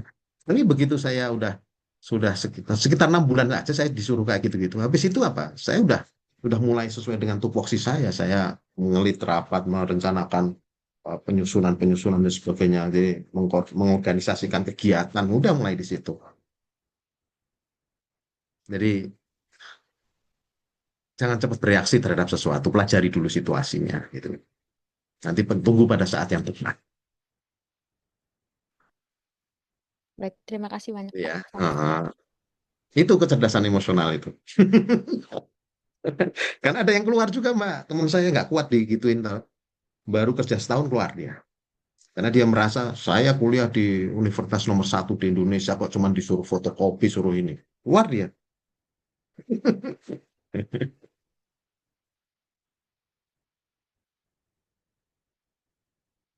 Oke, ada lagi teman-teman? Kalau nggak ada kita Ada lagi? Masih bisa satu lagi. Jadi intinya gini ya, jangan pernah membayangkan bahwa instansi kalian itu adalah sesuatu yang ideal gitu ya. Sama seperti buku yang kalian pelajari, modul-modul yang kalian pelajari. Ya. Jadi setiap instansi itu akan punya karakteristik atau punya ini ya. Karena di situ akan ada struktur organisasi, ada pimpinan, yang pimpinan itu juga belum tentu ya dia memiliki belum tentu dia merupakan orang terbaik yang memiliki sikap yang memang harusnya menjadi teladan untuk semua, belum tentu. Dalam birokrasi kita itu masih masih banyak masih banyak permasalahan-permasalahan. Jadi yang penting siapkan mental kalian. Kalau saya berpikir ya kalian ibaratnya itu pernah lihat pohon yang ada di pinggir di sebuah karang itu ya. Tiap hari terkena ombak itu ya. Kenapa dia nggak lepas dia? Nggak terbawa ombak. Kenapa?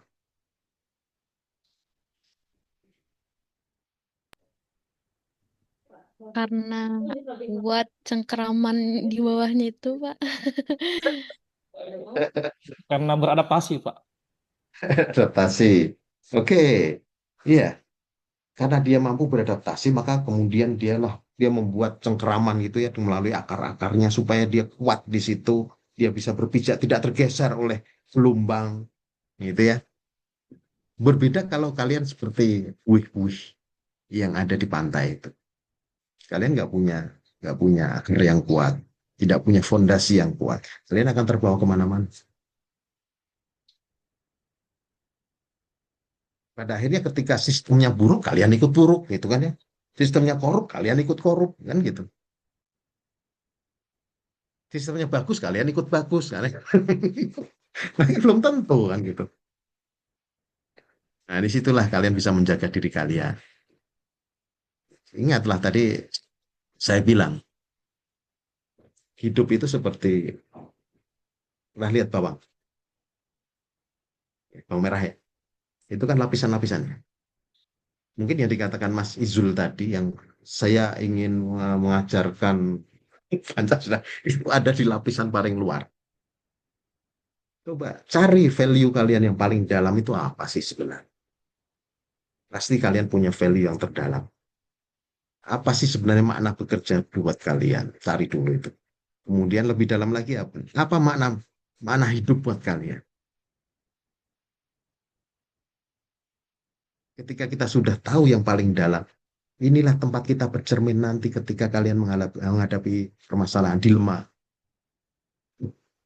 Nah, saya dulu niatkan memang saya itu bekerja ini, saya memang mau mengabdikan diri saya untuk bangsa dan negara ini. Oke, memang itu keinginan orang tua awalnya, tapi kemudian keinginan saya. Ya oke, ketika saya diajak untuk merusak tatanan ya, melanggar aturan ya, saya harus nolak. Nah, gitu kita kembalikan kepada nilai-nilai kita. Nah, itu seperti itu caranya. Jadi nggak akan mudah kalian nanti terombang-ambing.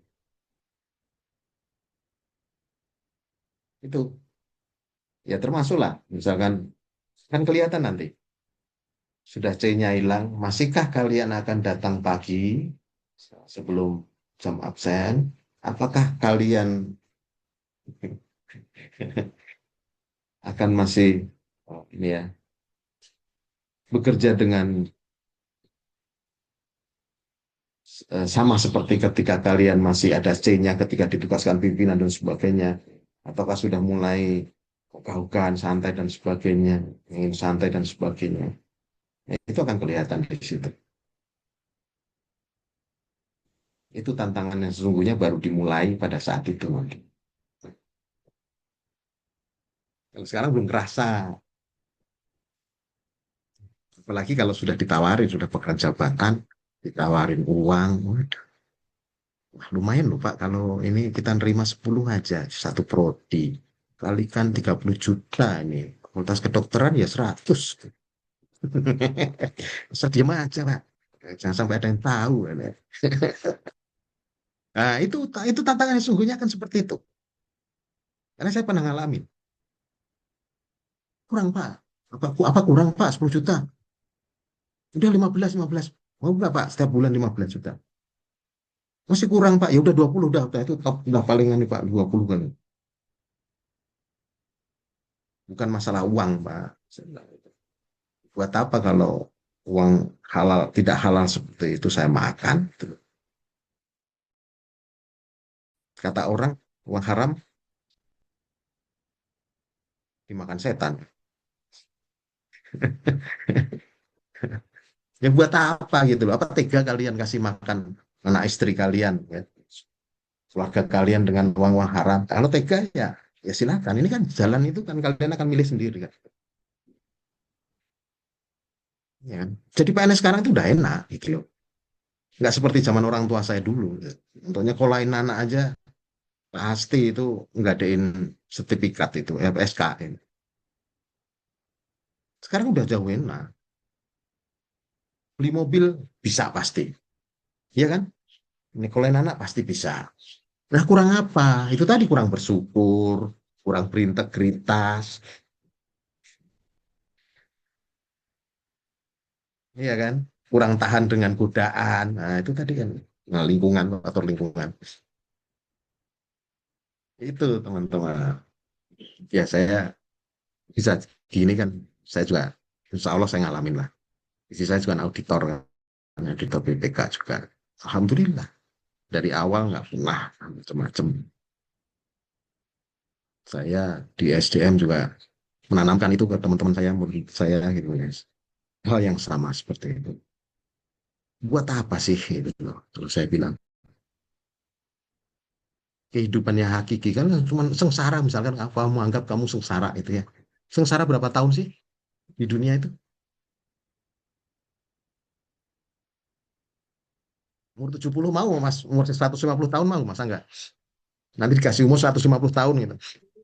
Jangan Pak, kelamaan Pak, kelamaan. Iya paling kan 63 plus minus kan ya. Udah, kehidupan hakiki kita di mana? Nah, sana. Nah, hal-hal seperti ini sebenarnya kalau yang menurut saya itu lebih mengena dibandingkan dengan hanya dengan membaca modul dan sebagainya. Gitu. Kalian cari tahu dulu kenapa kalian dilahirkan itu. Betulan saja, ceprot gitu. Atau kalian punya misi. Di dunia ini kalian sebenarnya punya misi sama Allah, sama Tuhan itu diciptakan kalian dunia. Kamu nanti akan jadi dosen, kamu nanti akan dosen yang seperti apa? Nggak ada itu. Tinggal kalian mau seperti apa. Mau misi kalian gagal atau misinya berhasil gitu. Kalau gagal masuk neraka, berhasil masuk surga dan gitu aja. Maka kalau saya niatkan semua pekerjaan kalian itu uh, untuk ibadah gitu, supaya kalian dapat dua-duanya, gaji dapat, tunjangan dapat, pahala dapat. Itu minimal kalau berangkat kantor tuh ya doa dulu lah, diniatkan. Itu jadi kemana-mana kan. Tapi nggak akan dapat kalian di modul seperti ini. Oke, baik. Kita lanjut ya teman-teman. Kita kalau sudah tidak ada pertanyaan lagi, kita akan masuk ke tugas. Penjelasan tugas. Jadi nanti setiap hari kalian akan dapat tugas ya. Tugas eh, masih terkait dengan pembelajaran sih. Eh, berarti modul yang pertama ya, Wasbang dan juga bela negara. Nah, untuk tugas kalian di hari pertama ini ya, 18 Februari, yang pertama itu kalian akan membuat video podcast dialog kebangsaan. Tahu podcast? Pernah melakukan? Tahu Pak. Pernah lihat Pak, pernah lihat. Tahu Pak, pernah lihat juga Pak. Nah, lihat ya. Ya, kalian pengen satu kelompok aja atau dua kelompok? Kalau saya mah gampang aja. Satu, Pak. Satu kelompok saja Satu Pak. kelompok aja, Pak. Hanya 7 orang, Pak. Pinginnya pas maunya yang gampang kan ya. Ya, oke. Jadi untuk topiknya atau temanya itu adalah visualisasi bangsa. Coba diterjemahkan visualisasi bangsa di sini artinya apa? Jadi tidak harus persis seperti ini. Yang nantinya ini bisa menggugah rasa cinta tanah air dan bangsa. Ini merupakan bisa menjadi kampanye untuk bangga berbangsa dan bernegara Indonesia. Silakan kalian cari topiknya apa bisa saja. Tidak harus topiknya visualisasi bangsa apa, tapi visualisasi itu kan luas ya. Misalkan kalian eh, misalkan kalian melihat ya kondisi saat ini itu kalian melihat bahwa bagaimana misalkan sama-sama dosen ini ya cara menanamkan misalkan ini ya, nilai-nilai kebangsaan kepada para mahasiswa bisa saja silakan seperti itu atau mau topik yang lain nah itu kan masih terkait ya dengan visualisasi bangsa itu ya. Nah nanti untuk podcast ini saya mintanya itu buat secara profesional gitu loh tidak hanya asal membuat outputnya tapi secara input proses output nah itu coba kalian lakukan.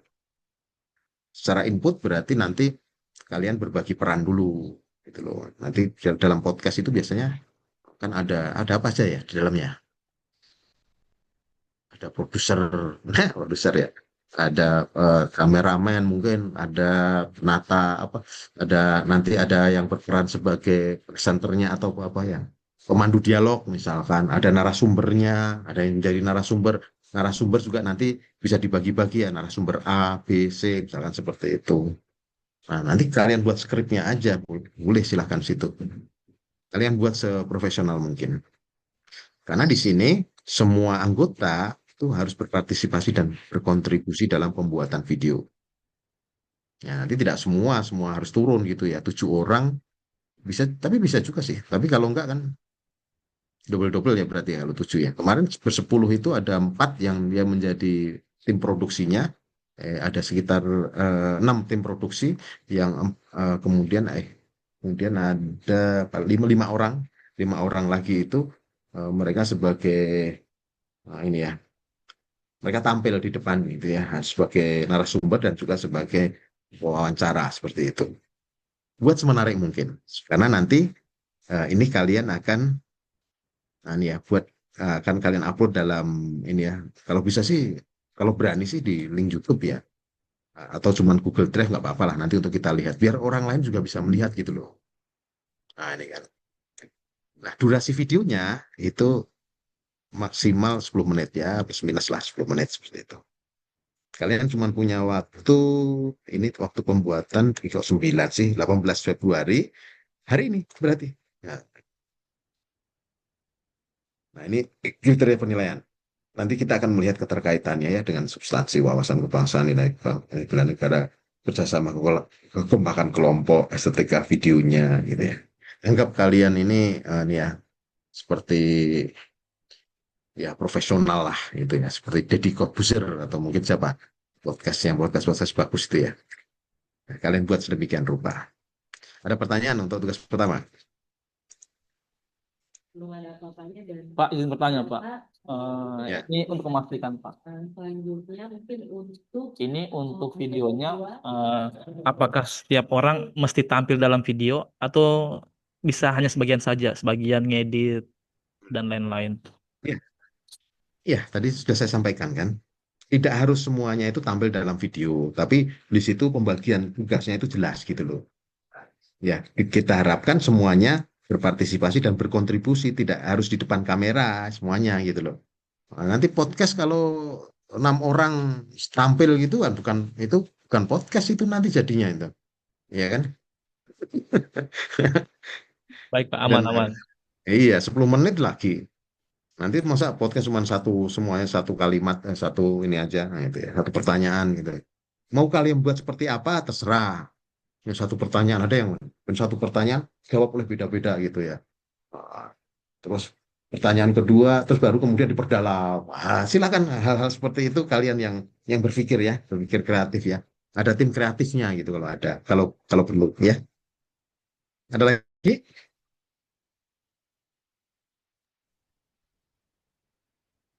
saya Pak izin mau tanya Ya. untuk upload di YouTube ini apakah YouTube masing-masing semua buat ditampilkan di YouTube masing-masing atau ada nanti bikin YouTube kelompok begitu, Pak? Salah, ada yang punya YouTube nggak? Channel YouTube nggak? Ada Pak, ada.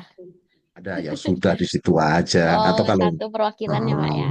iya boleh. Kalau kalau kalian pengen pengen ngupload mengupload di masing-masing punya channel, misalnya pengen ngupload sendiri ya nggak masalah. Yang penting kita lihat kan itu sebenarnya kalau dulu itu saya tugasnya ini kan saya dulu yang bikin ya. Saya hanya pengen melihat bagaimana interaksi dengan viewer gitu loh. Bagaimana interaksinya, berapa berapa yang melihat, berapa terus bagaimana komentar-komentarnya. Dulu sampai begitu tadi gini, tapi sekarang agak beda gitu. Kali ini hanya nanti karena nanti besok kita akan lihat, kita akan diskusikan gitu loh hasilnya gitu. Oke, ada lagi? Izin Bapak, izin bertanya. Ya. Ini apakah hanya di YouTube saja, Pak? Misalkan mungkin ada teman-teman yang mempunyai TikTok seperti itu, Pak, Instagram itu Hmm. boleh atau tidak, Pak? Atau hanya di link YouTube saja seperti itu? Boleh, pokoknya media sosial sebenarnya ini. Kalau dulu saya di link media sosial yang dimiliki. Boleh saja gitu loh. Nanti boleh pamer nanti kalau yang ada sudah ada yang komentari dan sebagainya boleh dipamerkan. Itu akan menambah nilai nanti. Atau juga ini kalau ini Google Drive itu maksudnya hanya untuk nanti supaya gampang ketika diputar waktu besok kita bahas gitu aja. Oke. Baik, Pak, Karena terima sudah kasih. sudah saya sediakan ya itunya ya. Sudah saya sediakan itunya juga ya. Apa di Google Drive ya. Untuk masing-masing tugas. Oke. Kebayang? Udah? Untuk tugas pertama? Ya, buat semenarik mungkin. Kemudian yang kedua, masih terkait dengan pembuatan video, yaitu menumbuhkan kecintaan kepada tanah air. Mau satu atau dua? Satu Pak. Tawarin gitu ya. Tentu saja, Pak. Ya, Tentu saja, Pak. pasti maunya satu. Ya, kalau ditawarkan milihnya satu, Pak. Nah, iya. Kalau saya berpikirnya gini ya, buat apa sih dua? Mending satu tapi bagus gitu loh. Ya kan? Amin. Insya Amin. Allah. Insya Allah, Hmm. Pak. Nah, ini buatlah video bertemakan kecintaan kepada tanah air dan bangsa yang menggambarkan tentang keanekaragaman Indonesia yang dapat menggugah rasa cinta tanah air dan bangsa. Jadi ini masih bagian dari kampanye bangga berbangsa dan bernegara Indonesia. Tapi pada bagian akhir video, tambahkan tayangan pernyataan dari setiap peserta tentang Indonesia dengan kalimat yang berbeda satu dengan yang lainnya yang dikaitkan dengan konteks Kemendiksaintek. Kebayang nggak? Ini dulu kata kuncinya apa ini berarti? Kecintaan kepada tanah Indonesia menggambarkan Cinta tanah keanekaragaman air. Indonesia. Apa tergambar di dalam pikiran kalian apa di Bhinneka sini? Tunggal Ika, Oke, film tentang apa berarti di situ nanti? Banyakan apa? Bicara apa di eh, situ? budaya, adat, Hmm. Heeh. Sejarah mungkin, Pak. Bisa. Terkait nggak? Coba nanti kalian bikin bikin skripnya aja, bikin skenarionya gitu kan ya. Ya, baik, Pak. Ya ini kan Baik, Pak. bicara keanekaragaman Indonesia gitu loh. Kalau bicara sejarah nanti nyambung nggak gitu loh, kira-kira. Kan ini akan membentuk sebuah cerita gitu kan ya. Nah itu loh. Nanti video ini akan membuat sebuah cerita. Cerita tentang awal-awal mungkin tentang keanekaragaman Indonesia, bagaimana penonton itu akan melihat, wah ini Indonesia, budayanya, adat istiadatnya, agamanya, terus apa lagi? Alamnya. Bisa jadi kan? Banyak hal itu. Coba kalian pikirkan sendiri. Terus kemudian pada akhir video, tambahkan tayangan pernyataan tentang Indonesia dengan kalimat yang berbeda satu sama lain, dikaitkan dengan konteks Kemendiksentek. Gimana? Cara mengaitkannya gimana?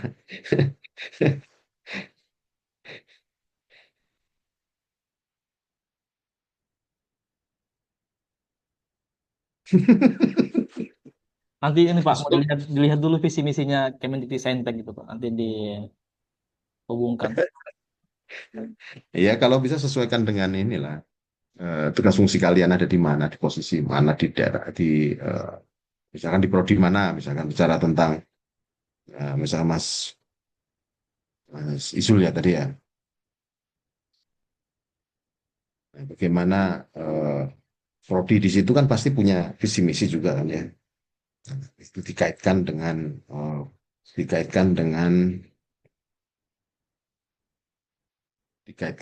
keindonesiaannya gitu loh. Bagaimana setiap bangsa ya itu harusnya memiliki sikap wah. Nah, dah kalian bisa lah, nggak usah saya ini kan ya arahkan ya. Nah, serah seperti apa kalian nanti.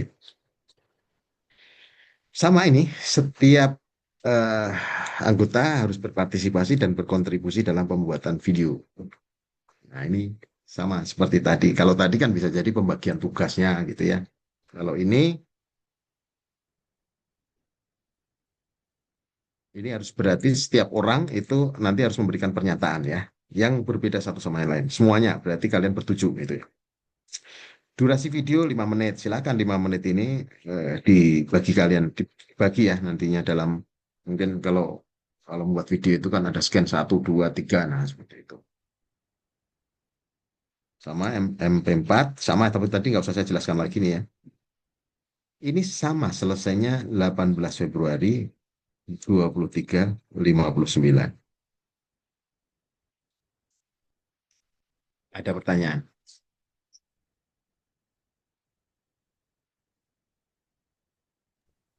Izin memastikan, Pak.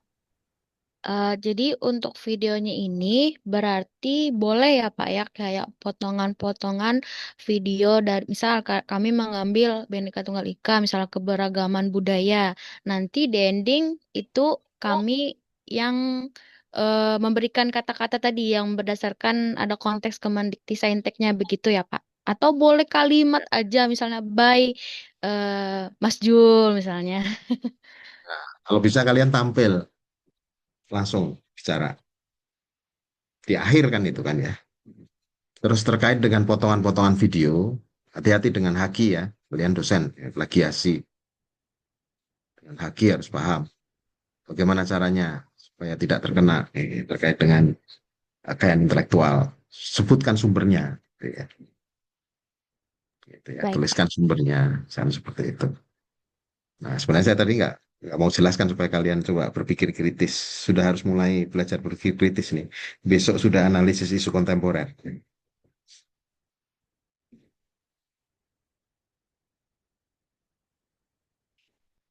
Seperti itu. Nah, apa yang dinilai? Sama sama kompakan kelompok, estetika video. Nah, pokoknya bagaimana video kalian aja menilainya ya, Ben? Wah, bisa ini video ini mampu menggugah nggak sih rasa kecintaan terhadap tanah air gitu, rasa wawasan kebangsaan dan cintaan terhadap tanah air. Di situ apakah cermin di dalam video yang kalian buat? Nah, itu ya saya kan biasanya saya ngelihatnya di situ aja sih nggak terlalu ini. Terus saya lihat kerjasama kekompakan kelompoknya, apakah semuanya bekerja? Ya, nah itu ya. Terus kemudian estetika video, ada yang biasa membuat video di sini kelompok ini? Izin saya, Pak. Ada apa Mbak? YouTuber atau apa Mbak? Oh, enggak. Kebetulan kemarin ini pegang jadi admin akun Instagram dan TikTok di dapur MBG. Oh, lo ada hubungannya dengan MBG? Oh, ngojek Mbak ya? Enggak, suami di situ, Pak. Oh, suami. Oke. Iya. Bahkan dulu saya punya pengalaman. Waktu dulu saya pernah juga itu guru-guru ya. Saya pernah loh ngajar guru-guru SD itu baru pelosok-pelosok dan sebagainya. Dari waktu pandemi, dari nol sama sekali mereka aja bisa loh. Sampai terakhir itu walaupun wah capek bener Pak, gini, gini. Dulu tugasnya banyak, salahnya memang banyak, lebih banyak dari ini. 2 kali lipatnya ada. Dan mereka belajar dari nol. Tapi kemudian mereka berterima kasih sekali. Karena apa? Jadi saya sekarang nggak bingung lagi Pak bikin video apa nih gara-gara Bapak paksa. Akhirnya saya bisa Pak bikin video pembelajaran bagus-bagus gitu. Dulu itu sampai seperti itu. Masa kalian kalah gitu ya? Pasti bisa lah ya. Nggak apa-apa. Baik, ada lagi? Udah, tugasnya cuma 2 kok. Dulu 4.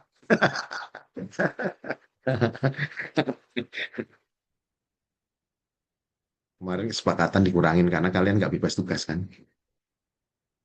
Iya kan? Ya silakan. Jadi pesan saya, anggap ini seperti kalian bagaimana memanage pekerjaan, memanage sebuah pekerjaan. Di situ ketika memanage pekerjaan itu pembagian tugas, membuat strategi ya, strategi pengerjaan dan sebagainya. Nah, ini yang penting Anda underline strategi kalian yang atur supaya selesai gimana dengan baik. Silakan di situ. Dan ini akan membentuk kekompakan kalian juga. Jadi kalian harus kompak, bertujuh cuma bertujuh, kemarin bersepuluh. 7 masih lebih sedikit, harusnya lebih kompak gitu ya. Oke, ada lagi pertanyaan? Cukup, Pak, cukup. Oke, tugasnya benar kan 2 ya, 2. Nanti silakan di-upload juga. Sudah saya sediakan ininya di Google Drive itu sudah saya sediakan foldernya. Silakan. Terus kemudian kalau materi Pak, izin ini, Pak. ya Ini seragam yang kami kenakan, apakah wajib hitam putih, Pak, dalam pembuatan video, Pak? Atau bisa seragam berbeda gitu? bisa, tidak harus hitam putih. Bisa asal sopan ya. Baik, Pak. Jangan nanti biar kelihatan six pack-nya pakai baju jangan. Ya, tetap harus sopan gitu. Yang penting itu. Tidak harus bajunya ini supaya menarik ya, masa hitam putih kelihatan banget gitu loh. Kalau lagi di gojlok kan gitu. Oh iya, baik, terima kasih. Boleh bebas. Ada lagi teman-teman?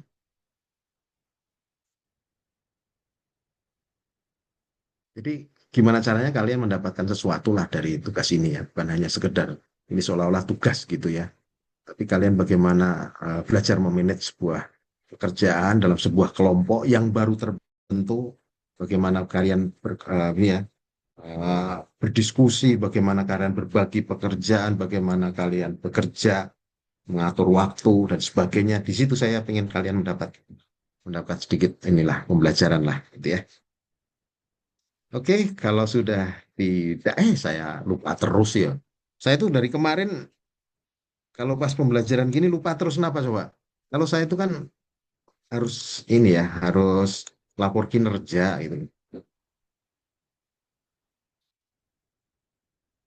Jadi lupa nggak capture terus saya itu. Izin ya, saya capture ya. Nah ini kenapa? Oh, stop share. Aduh.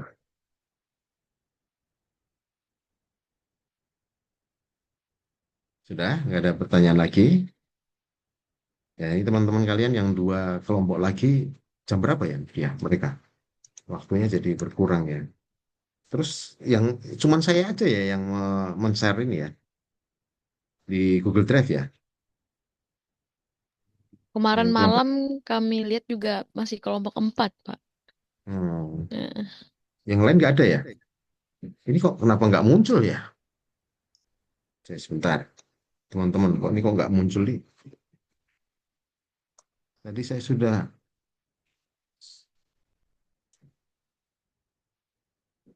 print screen kok nggak muncul. Hilang lagi. Hmm. Ya udah nggak apa-apa nanti ini ya. Silakan setelah ini dibagi, silakan ya strateginya seperti apa supaya tidak terlalu berat dan sebagainya, bisa saling berbagi tugas, misalkan tugas satu kelompok siapa, tapi nanti saling terlibat gitu loh antara antara kelompok satu dengan yang lain sehingga semua kriteria tadi terpenuhin gitu. Itu yang penting itu aja sih. Jadi perhatikan ini ya, perhatikan kriteria atau petunjuk dalam tugas itu. Itu saja sih teman-teman. Saya kira cukup ya untuk kalau tidak ada pertanyaan lagi cukup diskusi kita dari pagi hari ini. Ya, besok kita akan lanjutkan untuk hari kedua. Hari kedua kita besok akan lebih banyak bicara di analisis isu kontemporer. Jadi saya akan jelaskan di situ untuk modul yang kedua ya. Kemudian ada tambahan juga terkait dengan konflik kepentingan paling di situ. Karena kalian nanti harus mulai berpikir ya bagaimana apa kira-kira permasalahan organisasi ya di instansi kalian, di tempat kerja kalian saat ini, yang itu nanti bisa menjadi ini bahan untuk aktualisasi gitu loh. Itu yang penting, besok pentingnya itu di situ. Sehingga nanti di agenda 2 kalian itu tinggal memperdalam saja gitu loh. Tapi secara metodologi kalian sudah kuasai nanti di agenda pertama ini di materi besok. Baik, mungkin itu saja dari saya. Jaga kesehatan, yang belum makan cepat makan gitu ya. Mentang-mentang LDR terus sarapannya telat gitu kan ya. Jangan mentang-mentang masih muda. Jadi kesehatan itu penting. Modal kalian gitu ya. Modal jasmani. Dan kemudian jangan lupa juga ya, kalian ini jaga kekompakan tim. Sekarang kalian adalah sebuah tim, bukan gerombolan lagi. Kalau kemarin belum kenal namanya gerombolan gitu. Kalau sekarang ini sebuah tim, ya kalian harus bisa saling berkolaborasi dengan baik. Mungkin itu saja dari saya. Mohon maaf apabila ada kata-kata saya yang kurang berkenan. Saya akhiri. Bila itu Assalamualaikum warahmatullahi wabarakatuh. Waalaikumsalam. Waalaikumsalam warahmatullahi wabarakatuh. Terima kasih Terima banyak, kasih Terima kasih, banyak, Bapak. Kak. Sama izin ya. Iya, Bapak. Ketemu lagi besok. Iya, Bapak. Oke. Mas Julni tiba-tiba pakai IG, TikTok, rajin kali memajang muka gitu. Ini memang disengajakan buat diskusi ya? Ini Iya, boleh. udahan ya? Belum. Iya, ini udah. Berarti Rekornya kita rekornya gimana nih? Sematin. diskusi. Sudah tadi ke rekod tamu ngejek Mas Jul. Kangga tidak bisa ruang podcast. Tidak bisa. Kenapa? Kemarin temanku pakai. Iya, karena mereka ilkom. Kalau di luar itu menyurat kita.